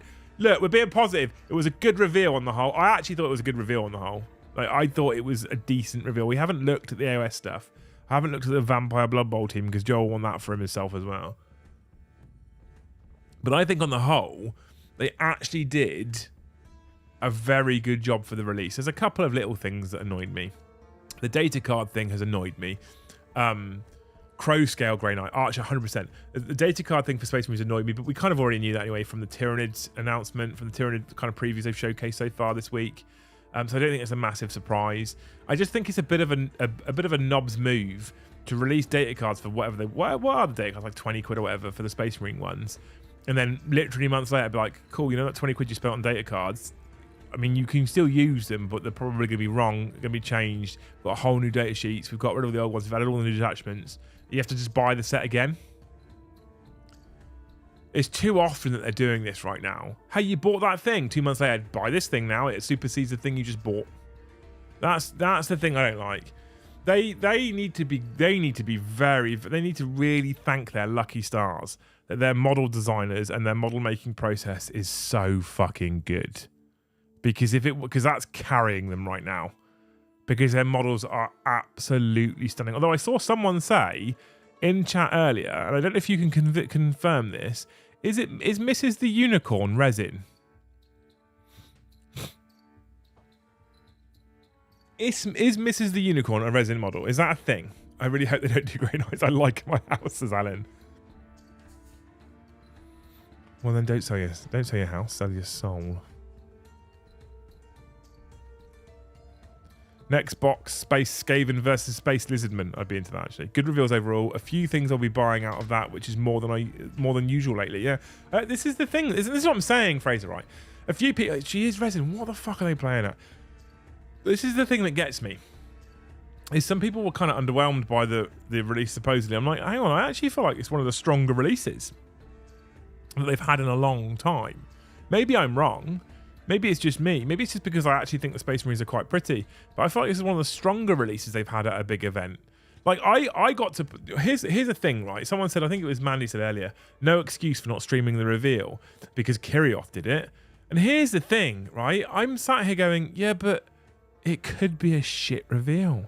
I could stay up at 2 o'clock in the morning to try and watch along with you guys. And I'd be like, look at the state of me, right? I'm fucked anyway. I went to the gym today. I don't know if I told you that, chat. I don't know if I mentioned it, but I went to the gym today. I'm in bits at the moment. I haven't been sleeping well for the last couple of weeks. One of the reasons for me going to the gym is to try and sort my sleep pattern out as well, because I've not been sleeping well. Like, if I was to stay up, I'd be sat like this. That'd be me at 2 o'clock in the morning. This is the company that you would have at 2 a.m. So what I need is for it to be a good reveal so that at 2 o'clock in the morning I can go, oh, hang on, this is exciting. This is something new and interesting. By the way, also, I've developed a twitch in my right. I don't know if you probably can't see it. I've developed a twitch in my right eye. This is an eye that was operated on as like a 3-year-old. I've developed a twitch at the bottom of my right eye, and it is the most exhausting, annoying thing I think I've ever had that isn't Eddie. Right? It's just constantly twitching. Constantly twitching the bottom of my eye all time, all day whilst I'm awake. So I booked an optician's appointment yesterday. I've got to wait a month for an optician's appointment to get this sorted. I was like, it started doing it on like Sunday. I was like, all right, it'll go away. It's fine. It will stop. Hasn't stopped since Sunday. So I booked an optician's appointment this morning. And it's a month I've got to wait, for fuck's sake, for an eye test. Anyway, at least she's not fine cast, 100%. Chris, thank you for the $5. GW has more dollars than ever before, but feels like an idiot lieutenant lost in a land nav course. Yeah, 100%. No clue where to go or what to do with what they have. He's Games Workshop's basically Lieutenant Sobel, right?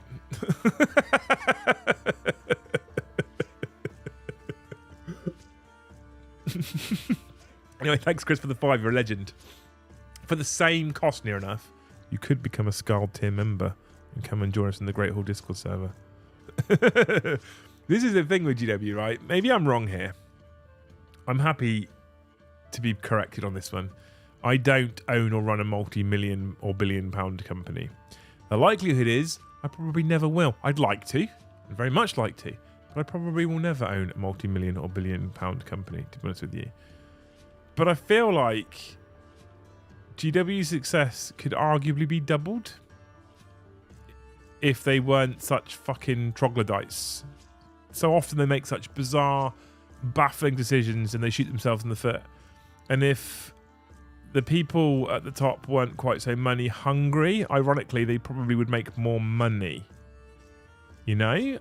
Maybe this is just me. Maybe I'm talking absolute bollocks. Maybe I'm talking nonsense. But I feel like there is massive scope for them to improve and then just make more money because of it.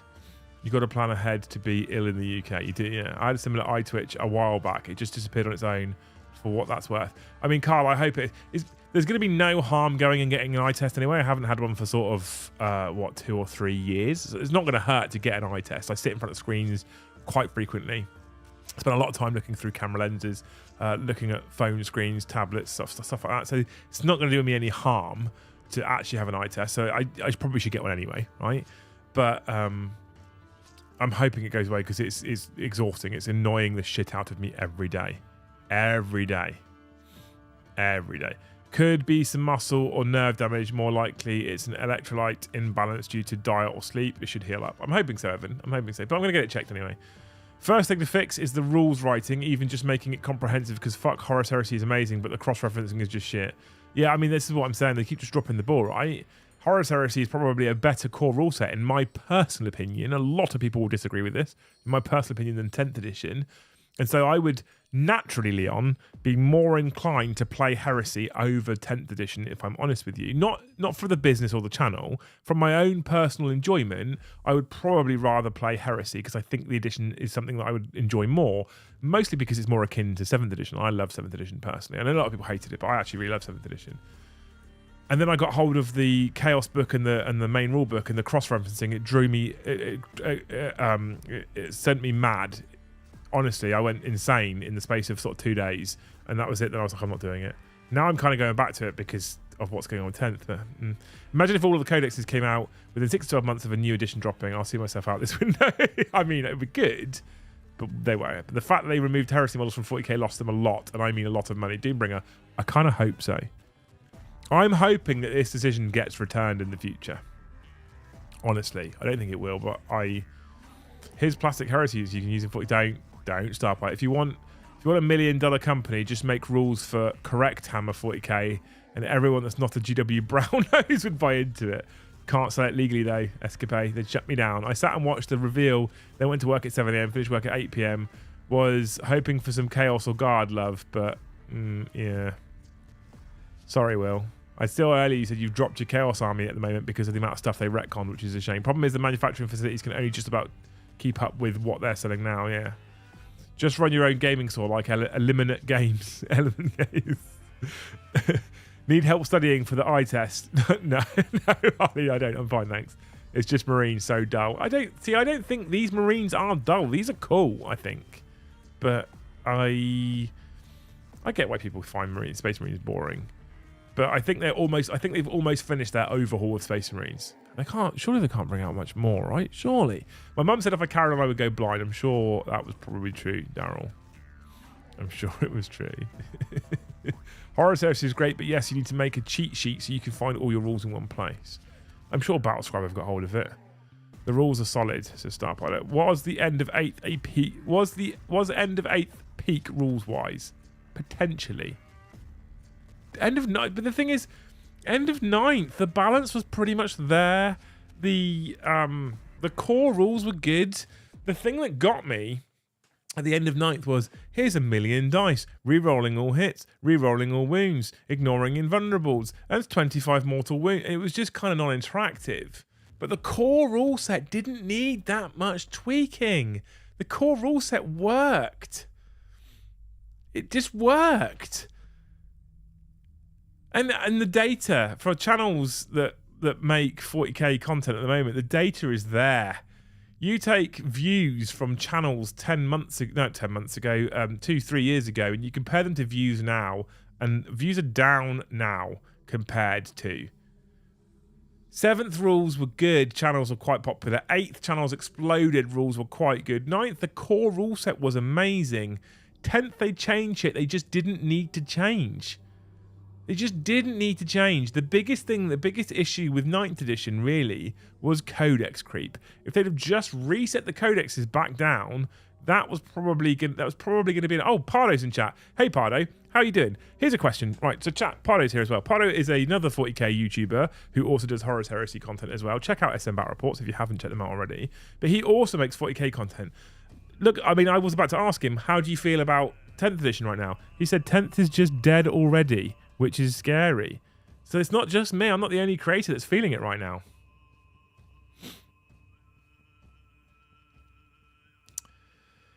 I liked core 9th pre-codex silliness. Yeah, codex is what made it silly. Everything else was good. Too many stratagems was an issue in 9th. I agree, Mandy, which was because of the codexes. I agree with you. This is what I'm saying. The codexes caused the problems. The core rules were not an issue. I've got players that have played for 20 years and still haven't played 10th edition. I was talking in the OnlyThanes as well. One of the guys in the OnlyThanes, who's an absolute legend and an absolute hero, said very excited for 10th edition when it was coming up.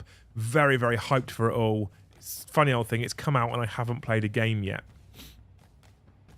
You know, we're very lucky. I think we're incredibly lucky at the channel. Incredibly lucky at the channel that we have people like Joe and Paddy and Brom and that, because we're able to still have a load of fun with this edition.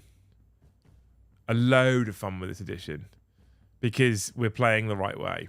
And if these codexes are going to bring out detachments that allow you to build narrative kind of forces for Space Marines, or narrative forces for Tyranids, or narrative forces for whoever it might be, Eldar, and they work on their balance, and let's be clear, right? GW aren't fucking that stupid. They're a bit stupid, but they're not that stupid. GW will be very aware of what is going on.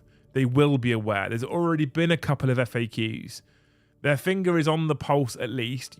There's balanced data slate coming soon. However that looks, I don't know. But the balanced data slate is coming soon. They must be aware of what's going on. I would be incredibly surprised to not see them make some big tweaks to try and fix some of what's going on. I personally am positive for the future. I'm just not necessarily enjoying the now as much as I could have been. Does that make sense? I think that makes sense. I think the future is going to be good. I think the now is kind of a bit meh, but the future is going to be good. And I don't think they've done a great job with some of the rules. Pardo says the designer's notes, 16-page designer's notes, FAQs, erratas, and point changes the first 2 weeks was very, very bad for the edition. I mean, that's not too far off of Heresy having rules in 45 different places that you have to cross-reference. It's not great, but once it settles, and I think we're gonna have a lot of quick-fire changes. Here's my theory, right? I don't know how true this is, but we're gonna have lots of quick-fire changes, boom, boom, boom, boom, boom, boom, boom, right? And then once it's sort of settled, there'll be little tweaks here and there. And once we hit that settled period, which I don't think we'll be too far away from, I think it could be lots of fun. There's a load of things they're doing that I don't agree with. Punk 611 says, I think moving the app to 100 Plus is a bad move. I don't disagree with you. I think that's also a bad move. I think putting the list builder behind a paywall and then charging you for each codex is going to be a bad move. And let's be honest, that's what's going to happen. It almost definitely is what's going to happen, right? So, I don't think that's a great move. I think some of that removes some of the things they've tried to do to increase and improve accessibility.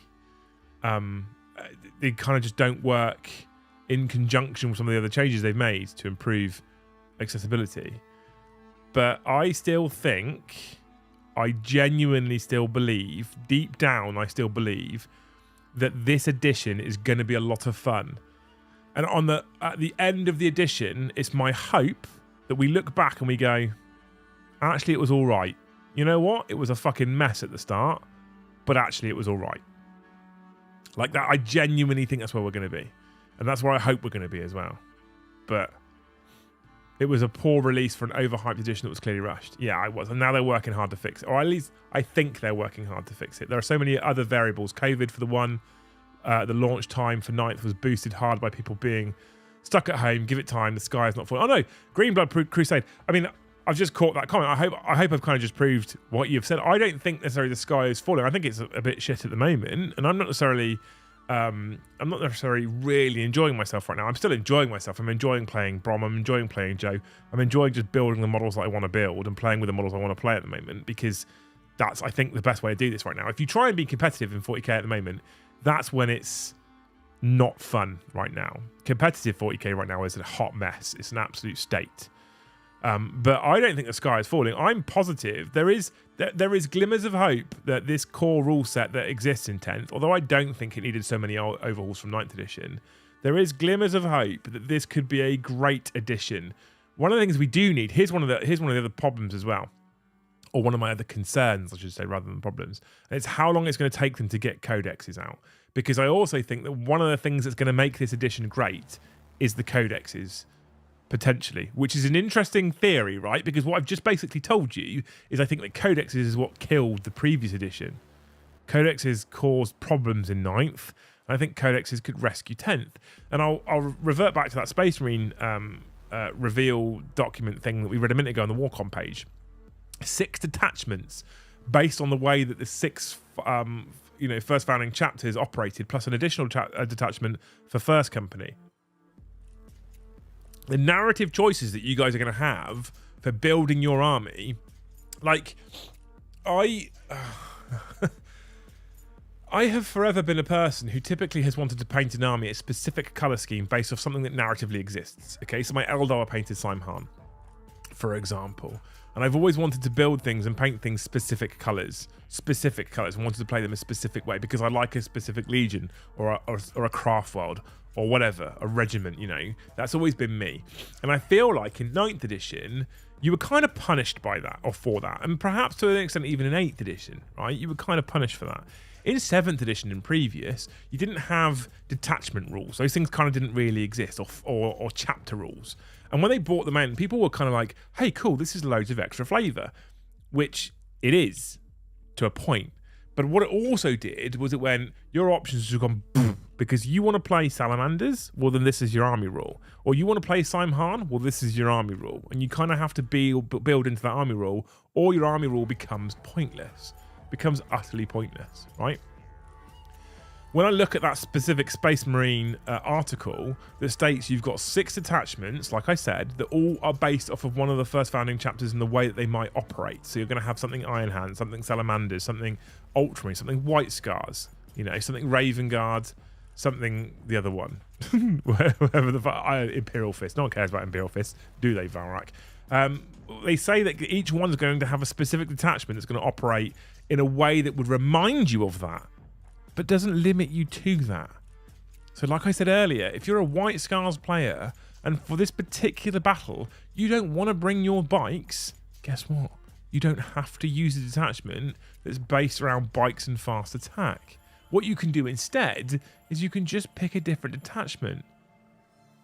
So you can play with whatever you want to play with now, even if you have White Scars with little red lightning symbols on the shoulders. Like, I think that's a massive positive for the game in general.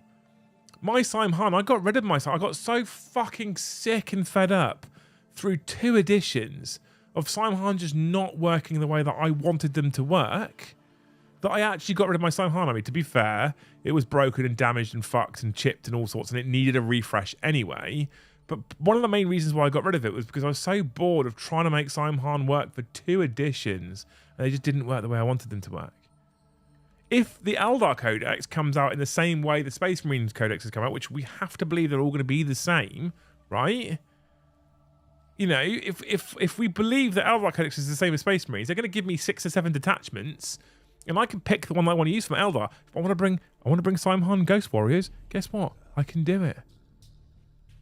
Cool. Thankfully, at last. And then if we look at the way we build our lists as well, people have criticised this for a free-for-all. If I wanted to bring, for 2 editions, if I wanted to bring nothing but things like jet bikes, I had to run Outrider detachments, and it was a struggle. CP was a struggle in 8th and 9th edition for a Simhan player on the whole until the end of 9th edition. If we look at the 10th edition way of list building, I can do it again. I could just build jet bikes. I mean, I can't take as many as I would like because I will be stuck with 3 units because I can't take more than that because they're not battle line. But I can do it now. I actually still think 10th is going to be a great addition on the whole. And it's down right now, and I think people are a bit sick and fed up of it at the moment. And I think competitive is kind of fogging everyone's judgment right now, right? That's what I think, personally. And I think too many people are focused too hard on the fact that Eldar have got a 57% win percentage. Yeah, it's retardedly high. It's not something that they would have ever wanted to happen. They haven't done this on purpose. Yeah, the balance is off. And if you look at the win percentage of Eldar off of GTs, you're going to go, this edition is knackered. Because it kind of is. If you run a powerful Eldar list, it's kind of knackered. But if you self-regulate with the people that you like to play with, if you have Broms and Joes and Paddies, you go, cool. Guess what? I don't want you using 2 Wraith Knights and 3 D cannons. And if your opponent's not a douchebag, he's probably going to go, yeah, that's fair. Cool. Okay. No worries. Right? I am, like, 10th edition content is down right now. One of the reasons why it was actually a slightly easier decision for me tonight to do a Nova reveal stream rather than a game stream is because 10th edition game content is just down right now. People just aren't loving it at the moment. When and if we get this balanced data sheet out, it'd be interesting to see what they do. It'd be interesting to see if they do rules or points or both. That'll be interesting. My prediction is it will be a whole different game once that's out. That's my prediction. Carl of Hodgie, thank you so much for the 5 gifted. You fucking hero. I love you very dearly, Carl. Thank you for the 5 gifted. You're a legend. You're one of the heroes of the OnlyThanes WhatsApp chat. You want to be part of a cool kids group? You want to be part of a cool kids gang? Exclamation mark member in the chat. Click that button. Get to upgrade your membership. OnlyThanes. That's where all the cool kids hang out. There's lots of cool kids in OnlyThanes. I'm just saying. Yes, I don't watch 10th. Leon, I don't blame you right now, necessarily. Combat patrols. You have all the models and it's more fun and balanced. We have all the models for some of the armies. Not for all of the armies. Here's my thoughts as well, Mandy, at the moment. I'm thinking about Combat Patrol being a pre-recorded series. I think that would be a cool pre-recorded series because we can probably make that a 20-30 minute video that you can consume in a lunch break, you know, after your 3-mile run. Alan Rayner, thank you for the 5 gifted. You people are amazing. I love you very dearly. Thank you for the 5 gifted. Although you have to make me do harder maths. If someone could round it out to a multiple of 5, that would be greatly appreciated. Okay, but at the moment, as it stands, 67 away from the monthly target. Just saying. I always look at your helmet. Can I have a closer look? I mean, Pardo, it's on YouTube, but I can't show you that kind of stuff. I know I shouldn't, but it feels like 10th hasn't worked as a refresh and has only made it worse. I think, but look, honestly, people, honestly, I don't think at the moment anyone's feelings or opinions of 10th edition is invalid. Like, I think everyone has valid. Some people are loving it, some people are hating it, right? Honestly. And I don't feel like if you don't like it right now, I don't feel like your feeling is invalid. Here's the thing, chat, right? This is an interesting problem for me to have as a creator.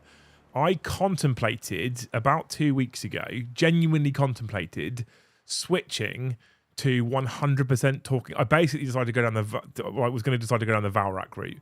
I was going to switch to 100% talking heads content all week. Not every single day of the week, but just talking heads content, just this all the time. And I was thinking about switching to talking heads and adding in a Monday and literally doing Monday, Tuesday, Wednesday, Thursday, Friday talking head streams. Pushing them all up to minimum 2 hours. So you were going to get 10 hours of content a week talking heads is what I thought about doing. And I thought about doing that because of the current sort of state of 10th edition, right? Genuinely. So that was where I was, not because I'm hating playing, but because I can feel the energy in chat. I can feel it. I can feel people not loving the edition right now. And I kind of thought, well, you know what? I probably shouldn't show it off if people don't hate it, if people don't love it. You know, maybe it's the wise choice. I also do know that people like Brom and Joe and Paddy and Chris and Eddie like coming and doing the streams, and I didn't want to take that away from them, but I nearly did it. I nearly did that because I can feel the energy from people. I can feel the energy from chat, right? So please don't think, if you don't like 10th right now, you're not enjoying 10th edition content right now, please don't think your thoughts or feelings are invalidated because I'm saying, hey, I think it's going to be a good edition. Right?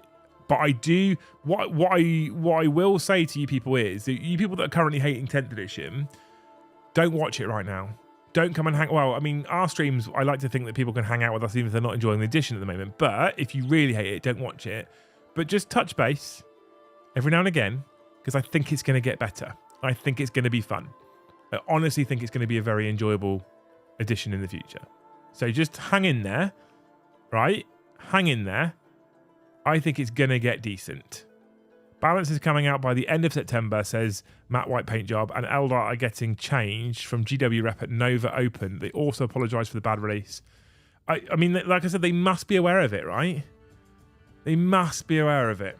Thank you so much, Zero Effect Craig, for gifting 1. Star Pilot 94, thank you for upgrading and becoming a Jarl. I went to a local tournament at the weekend with my CK and going with the mindset of Garage Hammer and ended up going 4-1, but 3 games within 5 points. Great fun. Craig, 3 games within 5 points sounds like amazing fun. More people at the moment should just go with the mindset of Garage Hammer, to be honest with you. It's my opinion. Thank you so much for the 10 man, you're a hero. But, you know, and that's why I think dare I say this, is why I think our content is just about clinging on at the moment, because it isn't competitive, it's just Garage Hammer, we're just having fun. Anyway, Star Pilot, thank you for becoming a Jarl, you're a hero. Paul, thank you for the gifted. Alan, thank you for the gifted 10. Easton, thank you for the gifted 5. Ruri, thank you for the gifted 5. So 22 on top of, so 3, so 5, 6. Maths is a thing we do here. 44 to go, chat. 44 to go. I don't have anything. If you hit this big target, I don't have anything to give away.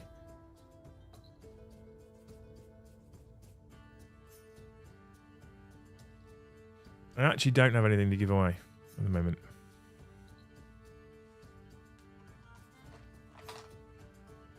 I could give away this Red Path book that I haven't read. I'll even sign it for you. Want that? I could sign it on that page. There. I haven't read it because time. I'm an audiobook man. It's quite a nice book, actually. Quite a nice hardcover book. So give that away, I guess. You care about that? No? I don't know what else I can do for you.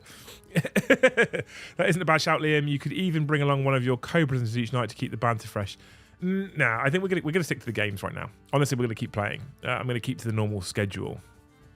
I kind of want to do something that makes the schedule kind of more frequent. So, like, I can't really bring 40k After Dark into 7:30 on a Friday because it doesn't really work. 40k After Dark, and I have thought about adding another Talking Head stream. Maybe. I'm supposed to hobby on Monday nights, me and Lusa, but at the moment we just fall into bed early because we're knackered every week on a Sunday, Monday. And, I should be hobbying on a Monday night. And I thought about setting a camera up for that and hobbying on camera on a Monday. But when I tried that in the past, it didn't do very well. So, I don't know. How do you think the new command squad will work? Could it join a squad of Stern God? I reckon it'll be a standalone unit, David, if I'm honest with you. What's the name of that UK World Eaters only team? Bit off topic, but thinking about data cards. It sucks for Marine and NIDS players, but for the poor faction that won't get a codex for 18 months, the data cards are well worth it. So Walker, first of all, man, thank you so much for the 10-year hero. So here's the thing, right? I think that the data cards are just good in general, but they should not have sold them. Does that make sense? Like, I feel like if you'd have just given it to people, and this is the other thing, I feel like the data cards for the codexes that aren't going to come out anytime soon should have always been accessible for free on the app. I think they probably are, but the list builder's going behind the paywall, which is the downside, right? My issue isn't having data cards, Walker. My issue is selling data cards that are then out of date months later.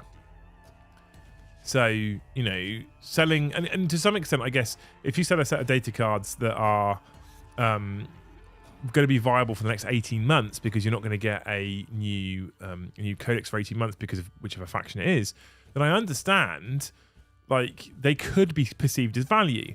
But how many of them that were sold have also been updated and changed and aren't relevant anymore?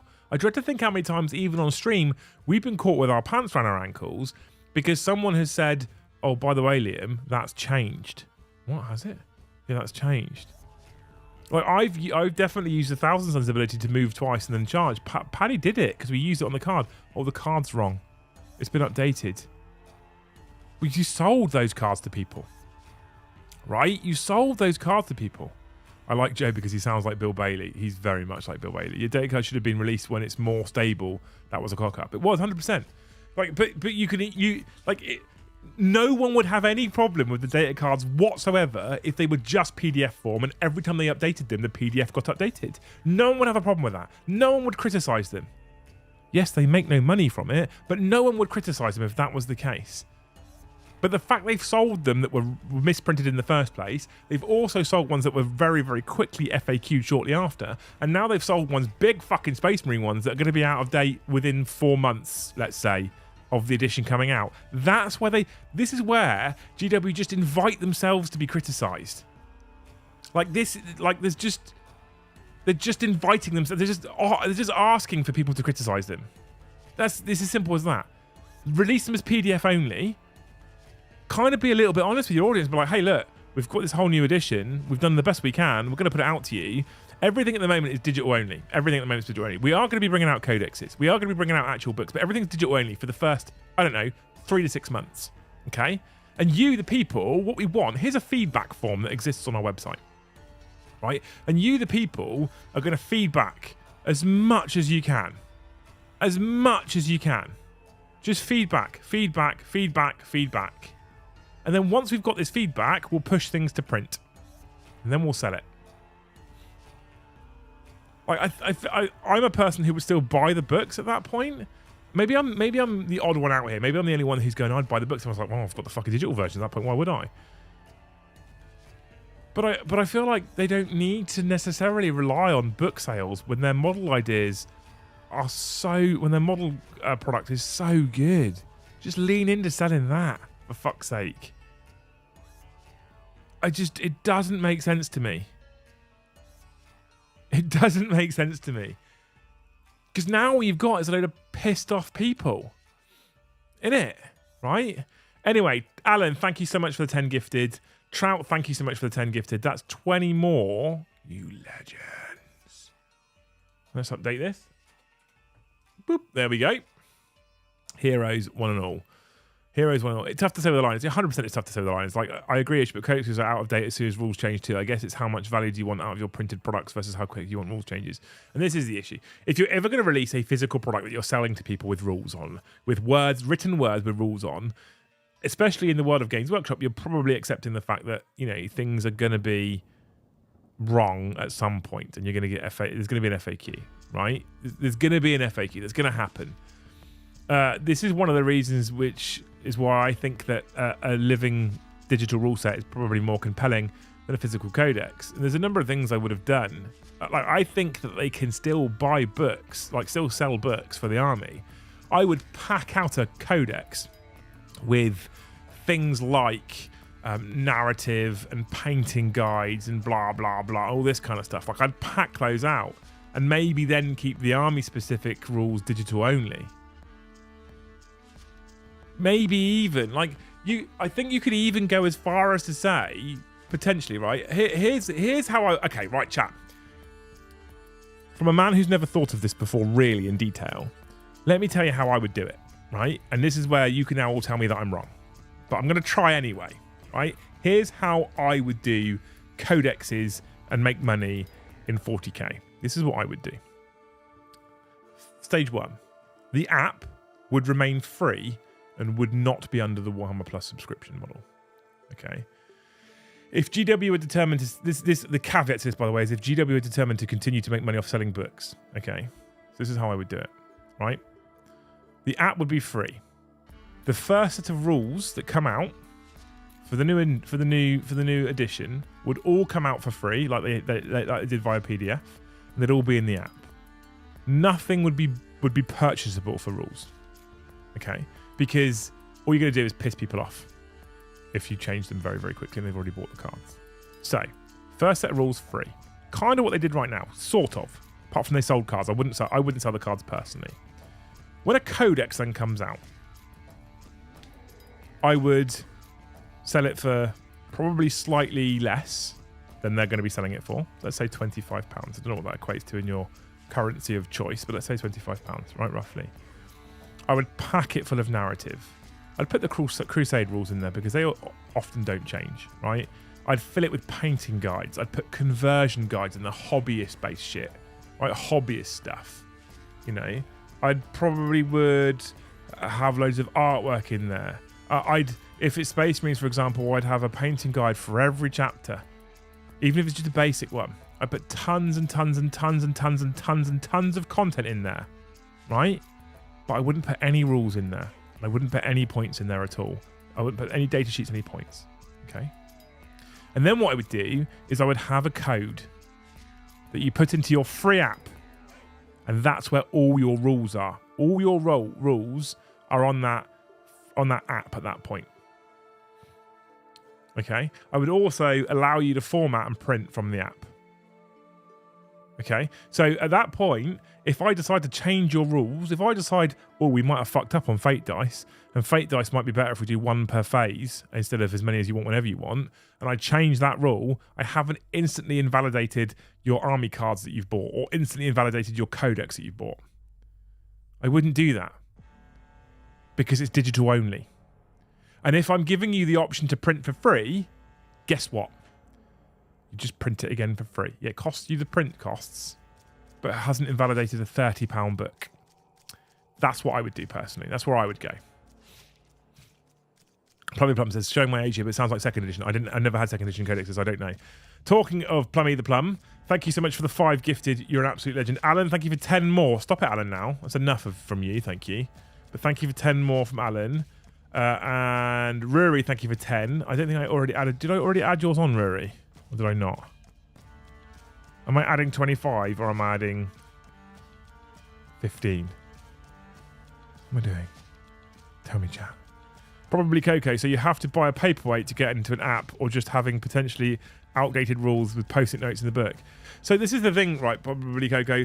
No, I wouldn't want to do that. I don't think that's the way that I would. That's not the way I would want to do it. But this is the way that I would do it if I was determined to continue to sell books, because at least the rule set becomes a living rule set at that point. So I'm still giving you a reason to buy the book, because you've got painting guides and you've got hobby guides and you've got narrative, and you're unlocking the rules. I'm still selling you the rules because I think GW want to sell rules. I think they want to be rules need to be a profitable thing for them. So that's what they want to do. So that's what, if I'm following that model, I want to sell rules to people. That's how I would do it. It's not a paperweight. It's full of all the hobby stuff. Get it? That's kind of what I would do. And again, I'm happy to be wrong on this one. I'm happy for you all to tell me why I'm wrong. But that's following their kind of model. That's the only way that I think I can see them doing it. Also, chat. Congratulations. Congratulations. We got to the target for the year. Oh, I did it wrong, didn't I? That's wildly wrong there. That's much more than you actually did. There we go. That's more like it. I just want to point out the 3rd edition rulebook came with full army rules for every army when it changed from 2nd, which seemed like a good idea back in the day. 2nd edition codexes had lore, short stories, painting guides, and a mission or two, plus all your points, etc. So did they? I didn't know that. I'd love the book. No one wants the book, really. Do people want the book? I don't think anyone wants the book. If they did it, it'd be hard for me to buy the book if they only put art in there. I'd only buy the rules online without a physical book. But here's the other thing. Maybe, just maybe, Johnny, they could also just sell the rules digitally as well. So, hey, you don't want the codex? Cool. Don't pay £25 for the codex. Just pay for your rules. Right? Like, that's reasonable. John, off to Warhammer World in the morning. First visit ever. Mate, I really hope you enjoy it. It is, in fact, an incredible place. Spend some real time in the exhibition. Honestly, spend some real time in the exhibition. It's a really good walk round. They do some incredible stuff in there. So, you know, check it out. John H wants the book. I like book. I mean the novel behind you. I know you mean this one. Who wants a signed Red Path book? I mean, I don't have to sign it if you think it'll ruin it as well. Kharn the Betrayer. Chosen of Khorne is a force unchained and unbowed. Leading a band of ferocious berserkers, Kharn follows the Red Path, bringing battle and bloodshed to all who stand in his way. As Abaddon the Despoiler's 13th Black Crusade grips the galaxy, the Warmaster seeks to yoke Kharn's strength and barbarity for his own ends. But it soon becomes clear that the champion of the Blood God will not kneel easily. In his defiance, Kharn takes a bloody path that will lead him into conflict not only with the Imperium, but also the Black Legion, and none will escape the carnage that follows. There we go. Okay. We're going to set up a giveaway in a second for this book, right? Red Path. It's a nice book, actually. And, fun fact, this has been in Adrian's house from Titans, because this went all the way to America with me and all the way back, because I was like, oh, I'll read it on the plane. And I didn't. I watched House of the Dragon instead. Is that what it's called? Is that what the Game of Thrones spin-off series was called? I think that's what it's called. There you go. We'll set up a giveaway. If you people want it, I'll do a giveaway. No problem. Anything for you. I've got another book down here that I could give away, but that's not for tonight. I don't think you deserve it tonight. Giveaways. Bang it up. Okay. The giveaway is running. I don't know when I'm going to draw it yet. I don't know when I'm going to draw it at all. It's got a 15-minute timer for it. As long as you commented within the last 15 minutes and you are a member of the channel, you'll be entered into the giveaway just free of charge. There we go.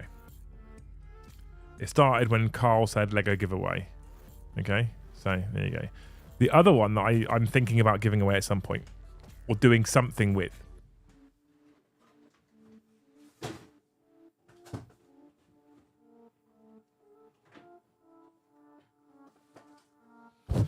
is this beast.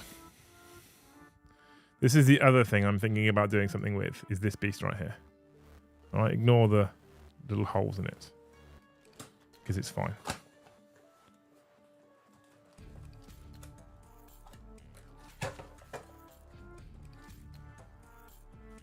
Look at this, motherfucker.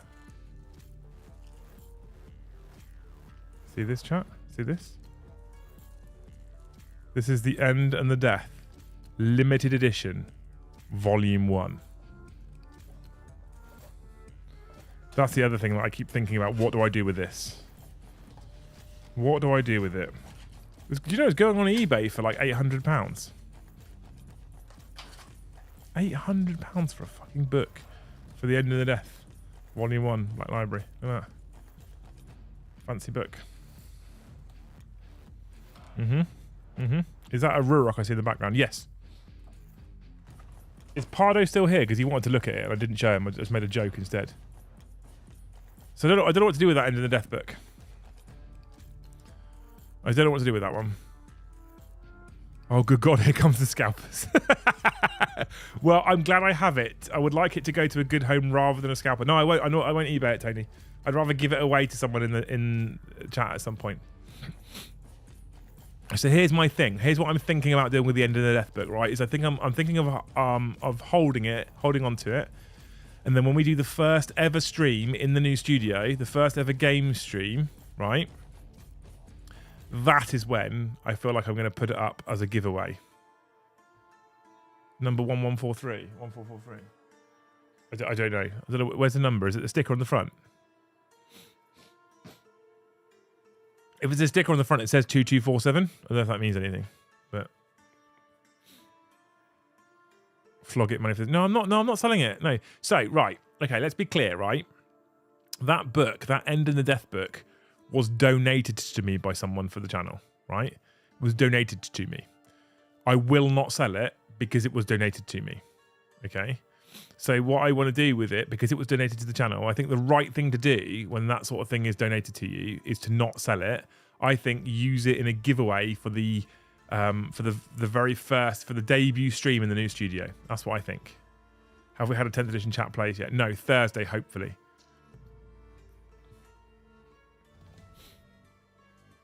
Chris is here with his guard against Joe's Tyranids on Thursday. Well, chat plays it. Because it's the narrative guard Tyranids again, right? We love that. We love that. That sounds fair. That's a good idea for sure. There you go, see. I can't in good conscience sell it or make money off of it when it was donated to me. I know it sounds... It's just one of those things I'm really funny about, right? Not this book, the other book. I'm not fun. I'm really funny about when someone gives something, when someone's kind to me with it. I don't want to then profiteer off of that. It just makes me uncomfortable. So I don't, and someone said stretch goals for the funding. I've been thinking about the crowdfunding for the studio, and I just don't think I'm going to do crowdfunding. It just makes me uncomfortable. I don't like the way, I find it hard enough, genuinely find it hard enough, being like, hit membership goals, super chat to the channel, donate money. Like, I can do it now because I kind of have to condition myself to do it because guess what? I have to. It's kind of part of my job and I rely on it. So I would love to say to all of you, hey, I'm still going to do this stream 4 times a week and you don't have to pay a penny and I'm still going to do it. So we're offering that entertainment. I'd love to be able to say that. I can't say that. I've got bills to pay. If I can do this as a job, if I'm going to do this as a job, I need to pay bills. I would like to bring in more people as staff. I would like to have a team of 4 or 5 people. I'd like to pay other people to do this as a job. I need the studio to do that. I need a lot more money to be able to pay 2 or 3 more people. I've got people in mind that I would like to bring in as staff members who currently hate their job and don't want to be doing what they're doing now and they'd like to be doing this in the future. There's all these things I'd like to do, but the channel needs to make money. So I've kind of conditioned myself to be like, hey, I need gifted memberships, I need members, and I need super chats. And I'm kind of okay with that at the moment. However... when it comes to crowdfunding the studio, that's an extra level of kind of begging, and I'm not really comfortable with it, so I'm not going to do it, right? That's just, And the Thanes are going to have a right old go at me in the Only Thanes chat. And they're going to say, you're a fucking idiot. You should crowdfund. I'm probably not going to do it, if I'm honest with you. Because it just makes me uncomfortable. I think I'm going to offer up ways that people can put money into their build if they want to. I'm okay with that. But I don't like the idea of, here's my target. Because the other thing as well is you open yourself up to scrutiny as well, right? So I was playing around with crowdfunding the other day.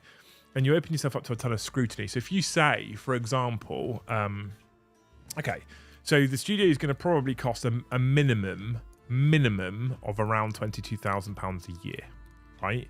Because of rent, service charge, business rates, etc. I haven't fully factored into that electricity cost, energy cost, all that kind of stuff, okay? So there's going to be a higher cost as well because you know what Joe's like, the air conditioning is going to be on all the time, all right?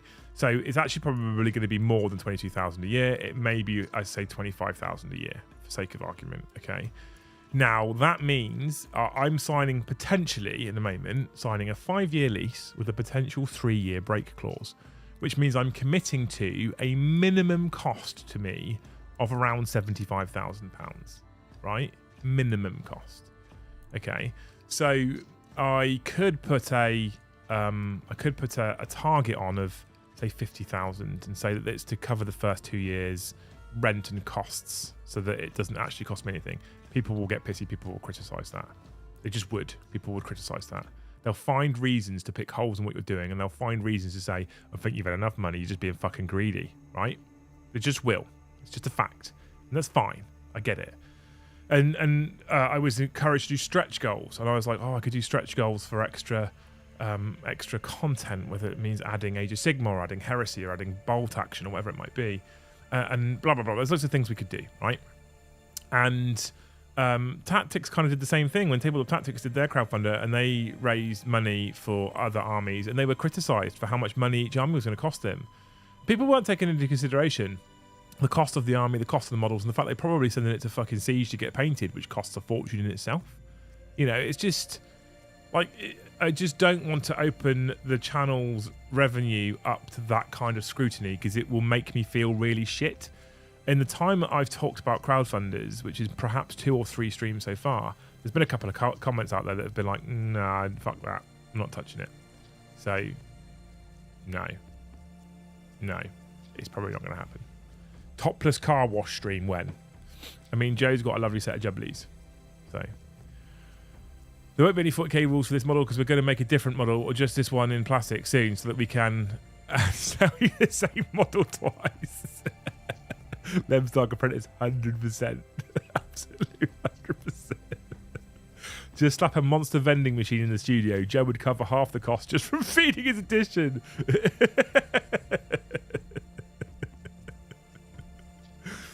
Amazing. Do it a different way and do a sponsor gaming table for the studio to cover everything from. I think we're just gonna try and suck it up ourselves. To be fair, that's probably what we're gonna do. Are the kids in bed now? Oh no, amazing. We're probably about to finish it anyway. I think we're running out. We've got a giveaway on at the moment. We're going to give away this book. It's a nice book, isn't it? They said they wanted it. They hit the monthly membership target. In fact, they went over the monthly membership target by 1. So they're going to win a book. I say they. One of them's going to win a book.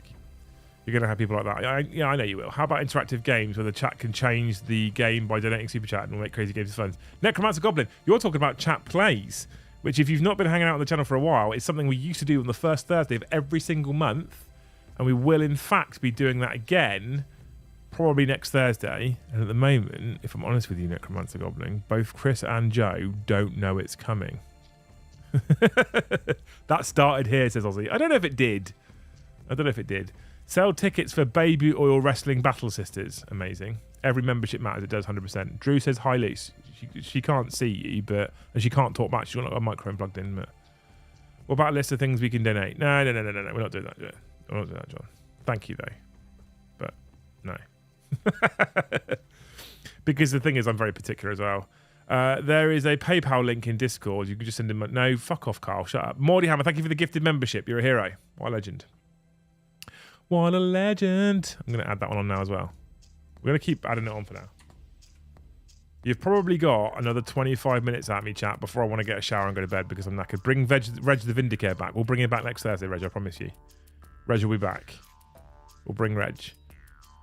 We've got Tyranids and Guard, like I say, and there's a lot of spare Tyranids, and there'll be a lot of spare Guard, I'd imagine, as well. So there's things we can do. Don't you worry. I can't wait to find out what venue you got. Excited that it's happening in my hometown, says Mikey. Do you know... Mikey, do you know Thomas Lewis Way? I'm leaving the army. Let me help whilst I have the ability. Is the Rurik worth the cost? I've heard it's heavily overpriced for what you get. Mystics. Okay. Slight aside now, chat, because he wants to talk about my helmet. And there's only so much when people keep asking me about my helmet that I'll keep quiet about it. Right? So don't worry. Sven, hey dude, how you doing? The Atlas 2.0 and the Atlas 3.0, not worth the cost. Absolutely not worth the cost. The Atlas 4.0, which is that one, is fucking glorious. It is a lovely helmet. Now, it's a tight fit. When you first get it, measure it up properly, and when you push the helmet over, it feels like you're really, and I've got a fucking big head anyway, you're really forcing it in, like really forcing it in. And when you start putting it on, you're like, this is too tight, this hurts. And then it sits where it's supposed to sit, and you're like, oh, actually suddenly it's very comfortable. And it's the only helmet I think I've ever ridden at when you're at speed and you turn your head doesn't go, do you know what I mean? Like it just stays pinned exactly where it is. The airflow is great. If you have the front vent open, you actually feel nice cold air blowing on your face. If you have the top vent open, you feel the same. My only criticism is that the front vent is only operable from the inside. So if you've got it on and it's open, you want to close it, you can't close it. Right, that's the only thing that I hate about that helmet. The lens swapper is super fast, super easy. It's just comfy, and if you do, at the moment, they're selling some of the Carbon 4.0s with the free Harman Kardon integrated audio system. There's a box that fits in the back, 2 earpieces that fit in a microphone. It's a £170 system normally. They're currently offering it for free. That is very good. Very, very, very good. So that's worth it in itself. And yesterday, I think it was, they released 3 new Star Wars versions, which is cool as well. Mikey does know Thomas Lewis Way. So it's basically Thomas Lewis Way, Mikey. It's not far from St. Denis train station, to be fair. Liam's love of tight helmets is legendary. It is. Talk, how's it going, man? Long time no see. How do you get into the giveaway for the book? So you just have to comment in chat and be a member. Them's the rules. So at the moment, there is 62 eligible winners, eligible users, eligible people in the chat. So what my giveaway bot does is I'll show you people now. So you know it's genuine. I'll show you people now. I'll screen share it now. Right, Nightbot is the bot that I use for all of my stuff. As you can see where Carla's put !like, and then Nightbot says, like the stream, you shits, right? That's what Nightbot does. It's his job. Nightbot does all my commands. So what we have here is we have eligibility, and channel members is a selected eligibility. A giveaway type, active user. Don't worry about regular luck or channel member luck, because it's only channel members. Active timer. Users active within the past 15 minutes are eligible to win. That's it. So if you are a member and you comment in chat, your thing pops up down here, and then it registers you in this list of people. Right? This list of people will tell you who's eligible to win. This is my giveaway bot. That's what I use. So just by talking in chat, you're in. Okay? Done. Done. I have a large member. Does that count? I mean, in that case, you're already gifted. Thank you so much, membership Vindicare, for the snipe. Pew! Good man. The single snipe there. What a hero. What a legend. What a man. What a guy. Thank you so much. You're a hero. Nice lid. Yeah. Do you want to see a close-up of it? People, I've done this before on stream, so I won't do it again, but I'll show you a close-up of it now. It's all Viking. Fenrir. It's called. Look, it says on the back. Fenrir.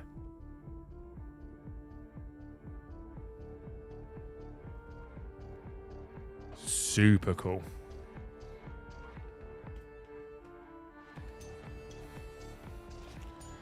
Has also say, so you're saying that just by talking in chat I'm in? Yeah, you are, yeah.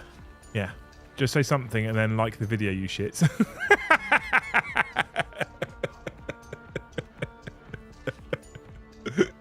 If I don't win the book, I'm calling it a fix. Calm down, Cass. Oh, no, wait, it's John. Nut. As a Dane, I love the Viking theme. I fucking love the Viking theme. I wear a Viking pendant constantly. I wear a Mjolnir. I never say it right. Am I saying it right? Mjolnir. Do you know the word I'm talking about? Mjolnir, I think it is. Am I saying it right? Oh, Fraser Crow. Fucking love your helmet.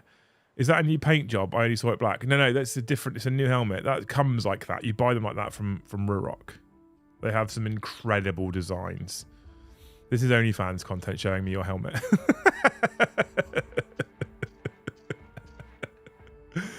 Big question, can you get your knees down yet? God, no. Not a chance. Mjolnir. The hammer, yeah. Am I saying it right?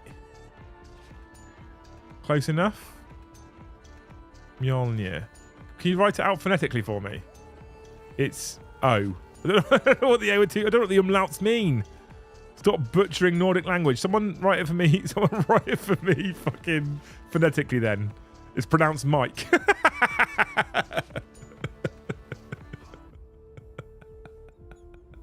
I'm sure it probably is, yeah. Mjolnir. No.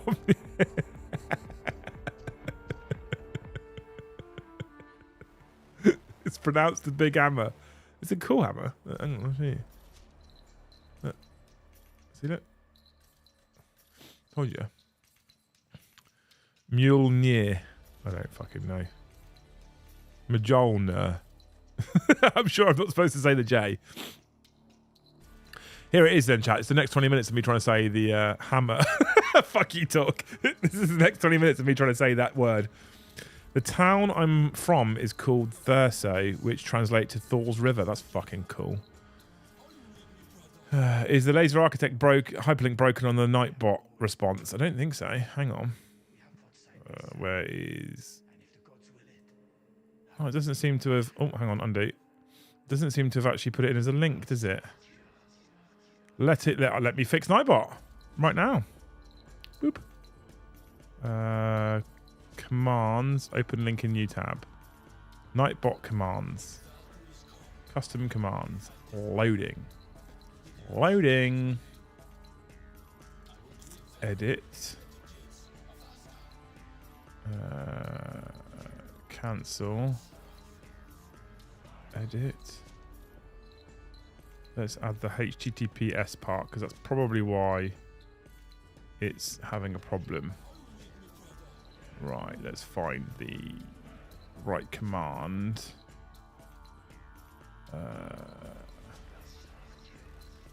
Siege, Sad Joe, Posh Joe, order. Where is he? LCA, edit, paste, submit. Right, I've tried to change it. It's about 25 people now trying to tell me how to spell it right. I'm going to have to get it on turn it off and on again. I'm going to have to get it on fucking some kind of... M and J is mixed into each other, and the O is a vocal sound. I don't know if you use it in English. Probably not.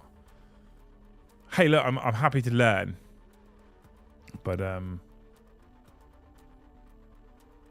I might have been getting it wrong. Right, I think I've updated Nightbot. So if I go to default, I'm back to custom, and we look at LCA, it looks like a proper link now. Link's fixed. There we go. There we go. Is there any law against riding your bike with a shiny helmet with that fuck off you sword strapped to your back? Probably is, yeah. Probably is actually a law against it, carrying a fucking blade like that around, to be fair, John. I'm not sure I can get away with saying that it's just for decorative purposes. It's pretty sharp at the end, to be honest with you. What you get me for your 50th? A reach around. Drink 6 special brew and say Mike, then you got it.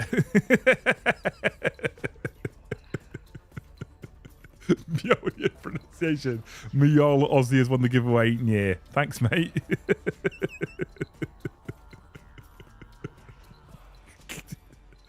Let's click that laser architect one. Are you sure you want to go to YouTube? Go to site.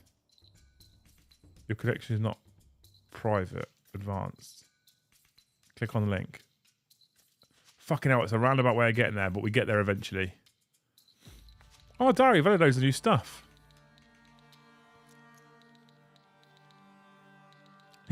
Right, what we're going to do very quickly, just because I know Daryl's in chat as well, and I want to we'll get him all emotional and shit, right? If you click the link, it will tell you... Oh, fucking wrong window. If you click the link, it will tell you that it's an unsafe website. Then you click advanced, and then you go to the then it becomes a website link, and then you click the website link, and it will say it's not secure, it's not secure, and then you press it anyway. And then what happens is Daryl gets all of your card details and your pants size. And then what he does with your card details is he buys you loads of new pants, right? That's how this works, and he decides what looks good. So this is Daryl's in chat right now, Laser Cut Architect, right? Daryl's a friend of ours who has recently decided to try and make a business off of selling his own terrain. Okay, now some of this stuff has been featured on our battle reports already, and Joe has got a massive hard-on for it. So this shit is cool, right? And more importantly, obviously, Daryl's actually a friend of ours as well. He gave us all the stuff that we've used. You've probably seen this kind of wall stuff on the stream already. He gave us everything we've used so far, free of charge, so we could show it off, and said to us at the same time, hey, I want to support the stream, which is an incredibly kind thing to do for a man who's not actually currently really making any money from this yet, right? So I'm now doing this for him at the end of the stream. There's still 263 people watching, and if some people go here and buy some LCA stuff, this has been an absolute success. So he's got new releases. He's put a load of new turrets in there and defense line weapon positions that work with the turrets. But ultimately, all of the defense line stuff that you've been seeing Joe using is all available on this site, right? So you've got inner corridor walls, defense line walls, blah, blah, blah, all this kind of stuff. Hypervariant defense lines, reinforced outer corner wall, etc., etc., etc. So there's some really cool stuff here, right? Ultimately. And if you get holds of this stuff, it's like you can see. If I kind of can I go into it? Will it let me go into it? Yeah, it will. If you look at these like ridges at the top there, you can also stack them on top of each other. He also has himself a YouTube channel, okay? And his YouTube channel, I wonder if I can get that up as well. Get it up. His YouTube channel. Oh look, Liam's live. Isn't that weird? His YouTube channel. He says, finding his YouTube channel. So let me type it in Google. There it is. I found it. His YouTube channel here will tell you how to do things like reinforced bunker assembly. This is how you build it. Straight wall assembly. This is how you build it. How you magnetize it. New weapon positions. So if you also check out his YouTube channel, which is here, right, then you'll also be able to see how to build it, how to magnetize it, stuff like that. 19 subs, chat. Okay, 19 subs. So what we're going to do now, you know what's coming? We're going to copy pasta, pin, send, pin, click subscribe. Okay, I'm going to watch the subscriber numbers right now. This is becoming the LCA show. That's what you wanted, isn't it, Daryl? Corporate takeover. Dempsey discount code for LCA. Not yet. Daryl's asked the question though.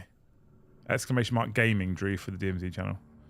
How many walls do I need realistically for the kids' 1500 point games? No idea. That's a Daryl question. If you subscribe to his YouTube channel, there is a business inquiry email address that you can also get your hands on, Carl, and that'd be the easiest way of messaging Daryl and finding out.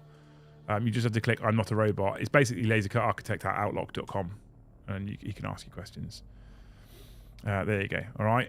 I subscribed. Good. Daryl's gone from 18 to 20, up to 41 subs, Daryl. There you go. We've more than doubled it for you. All right. You people are beautiful humans. 48. But it does mean if you the bonus is obviously if you do buy this stuff, his channel slowly but surely will be showing you how to make it all, which is sometimes not necessarily clear in paper instructions. So if you can watch someone do it, how to magnetize it. Like one of the beautiful things about this particular terrain set is it all magnets together and you get multiple layouts that are held together by magnets. It's just great, right? It's really, really good stuff.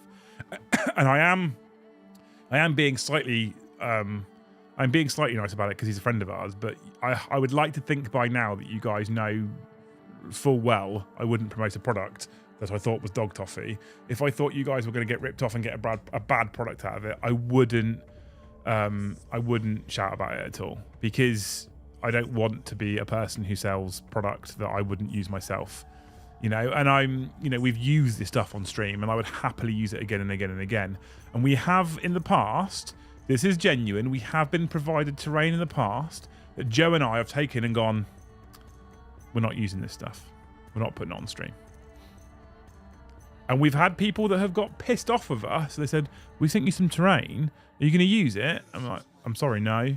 It's not good enough for what we want to use it for. So we're not going to use it. Okay? So, there is definitely some merit when I say this is good shit, because if it wasn't, we wouldn't use it. Friend of ours not. I like to think Daryl knows by now. If I thought it was toilet, I'd tell him, and I wouldn't promote it. And if he then improved it, I'd be like, cool, okay. You showed us 10th. Touche, Ryan. Touche. You win. Right. Let's find out who's going to win this book, shall we? I'm going to give you now a 5-minute warning, chat, because it's 10-2. 5-minute warning. In the next 5 minutes, make sure you comment in chat and you are a member. And if you do that, you'll be entered in with a chance of winning this 40k Red Path book, otherwise normally worth £15 UK, 20 EU, 24 US dollars, 25 Canadian, or 27 Australian dollars. And if you really want me to, because some people have said it already, I'll write my name on the inside, all fancy like. Or, if you'd rather, I will leave it as it is so it's worth even more. Right? So there. Okay, currently 69 people eligible. But you've got your 5-minute warning. So at 5-2, I'll be hitting the draw. Okay? Do it. Do it. And Daryl, you can suck me off later. Oh, where's the channel gone? Hang on. Let's see how far we've got on his channel. Boop, boop, boop, boop, boop. Bang. We've got him up to 62 subs, Luce. Got Daryl up to 62 subs. 5 more subs and we'll be at his age.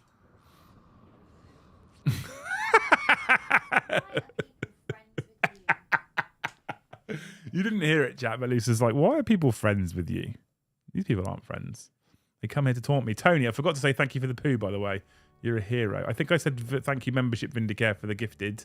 You're a legend. If you do comment in chat and you're not a member, you're probably not going to win it, I'm afraid. But you've got 5 minutes. You've got time to click that membership button if you really, really want the book. £5 membership for a £15 book? Come on. It's worth it. It's worth it. I'm almost embarrassed and humbled. Good. And I've done my job, sir. Poor Master Hamish Lupercat. Fuck me, that's back. Where's that come from? I haven't seen you for time. Can Joe sign it instead? Yes, if that's what you want.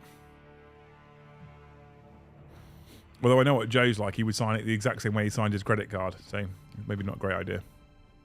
I'm a member, says Strat. You're a massive member. Massive member. 63. Oh, we stopped at 63 subs now. We got you to 63. We tripled it, mate, all right? That's good enough. We have more eligible users now, which means more people have chatted. Well done, people. Well done. You've got 2 minutes. Can the whole team sign it? Yeah? I guess. That's what you really want. If that's what you really want, we can do it. If I win, I want you to change a random word on a random page just so mine's extra special. Is it signed by you? Whatever you want. Whatever you want. Do I have a choice of crayon colour for the font? Yes, you do. Yeah, you can have the most tasty crayon colour, John, if you really want to.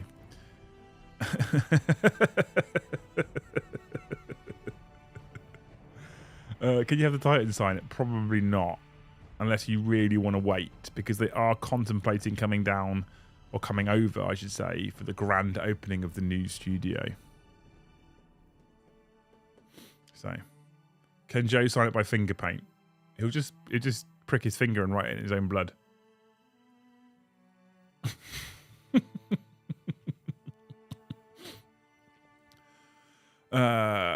Wouldn't make it worth more. No, it wouldn't make it worth more. I want it signed. No, it's not happening. Yearbook ballsack print instead of signing it. Chris, you can't say yearbook because you can't win if you're not a member. And no one sniped you yet, I'm afraid. Can you take out all the scary bits? It's a Khan book, Fraser. It's all gone then, isn't it? You got a minute, people. Except Jayco, signed by whole team and loose, except Eddie.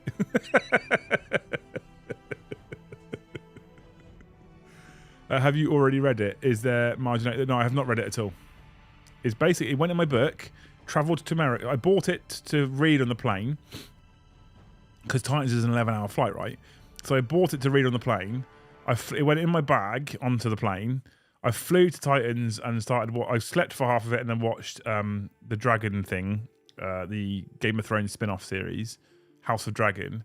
Then stayed in Adrian's house for a week. I then got back on the plane. I was like, I might read it on the way back. Finished watching House of Dragon pretty much, and that's it. So it's never been read. It's had more page flicks on stream tonight than it's ever had before. Okay. Can Lou sign it, maybe? If that's what you really want. Can Joe sign it, Jotan? Yeah, he can. John, thank you for the gifted. You're a hero. Who are you going to snipe? Bovine Thunder. What a great name. Let's add that gifted on there now. Are you ready, chat? Are you ready, chat? Where's the button? Bang. Sven Icefang. I love that name, by the way. Very Space Wolves. You've won it. Do you want it? I can roll it again. I want to know. Can you read? No, it's an ornament talk. Rob Paul, thanks for the gifted. You're also a hero. Sven, are you in chat? Are you in chat? Because Return to the Old World. Great name. There's no drum roll. We've done it. We've pulled it already. I need to see if Sven wants the book or not, because this might not be for everybody. And if he doesn't want the book, then we can find something else for him and redraw it.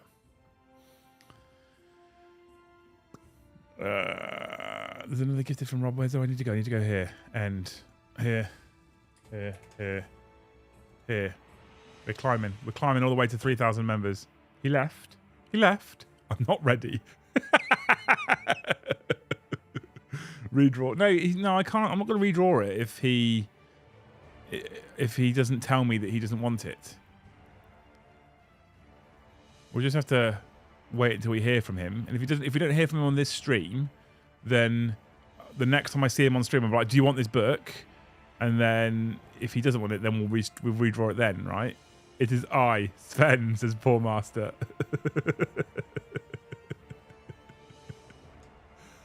Oh, look at you all. Desperate for a book. Who knew it would be that popular? Just a book.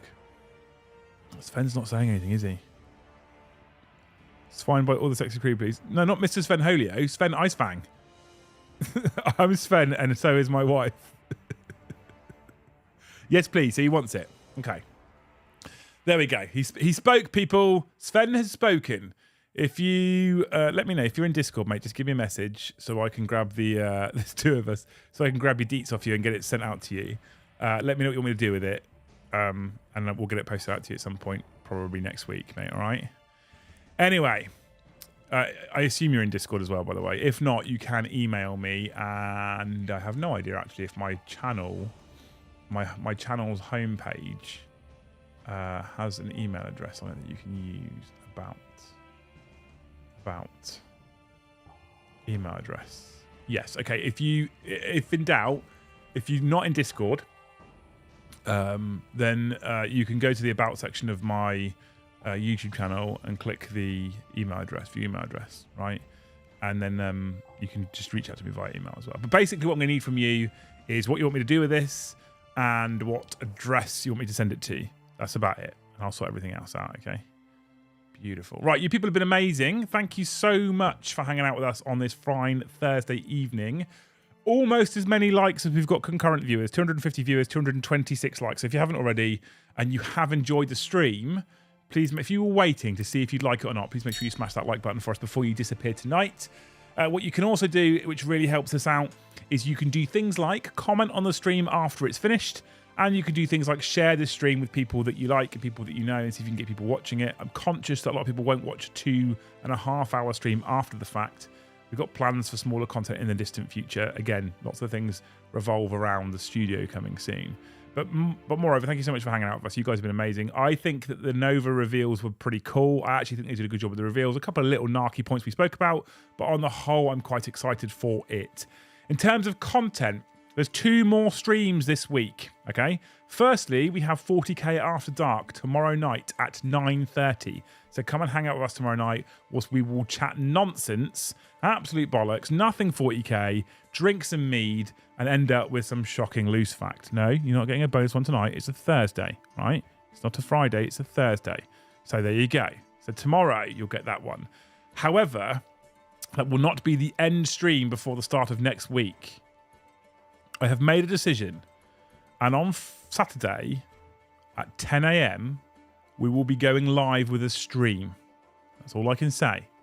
Instead of a pre-recorded video on Saturday at 10 a.m, we will be going live with a stream. I'm trying something different, and it might be shit, but I'm going to try it anyway, because I prefer doing live.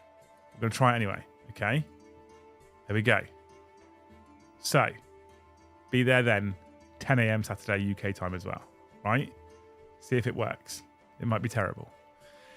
Thank you so much, you beautiful people, for hanging out with us. Thank you for everyone who's been smashing that like button. 235 likes now. You people are incredible. Thank you for smashing the membership total again for August. This is why the studio is in fact possible, because of you people. You're amazing. I hope to speak to you all tomorrow. Thank you so much for watching. We'll see you in the next one.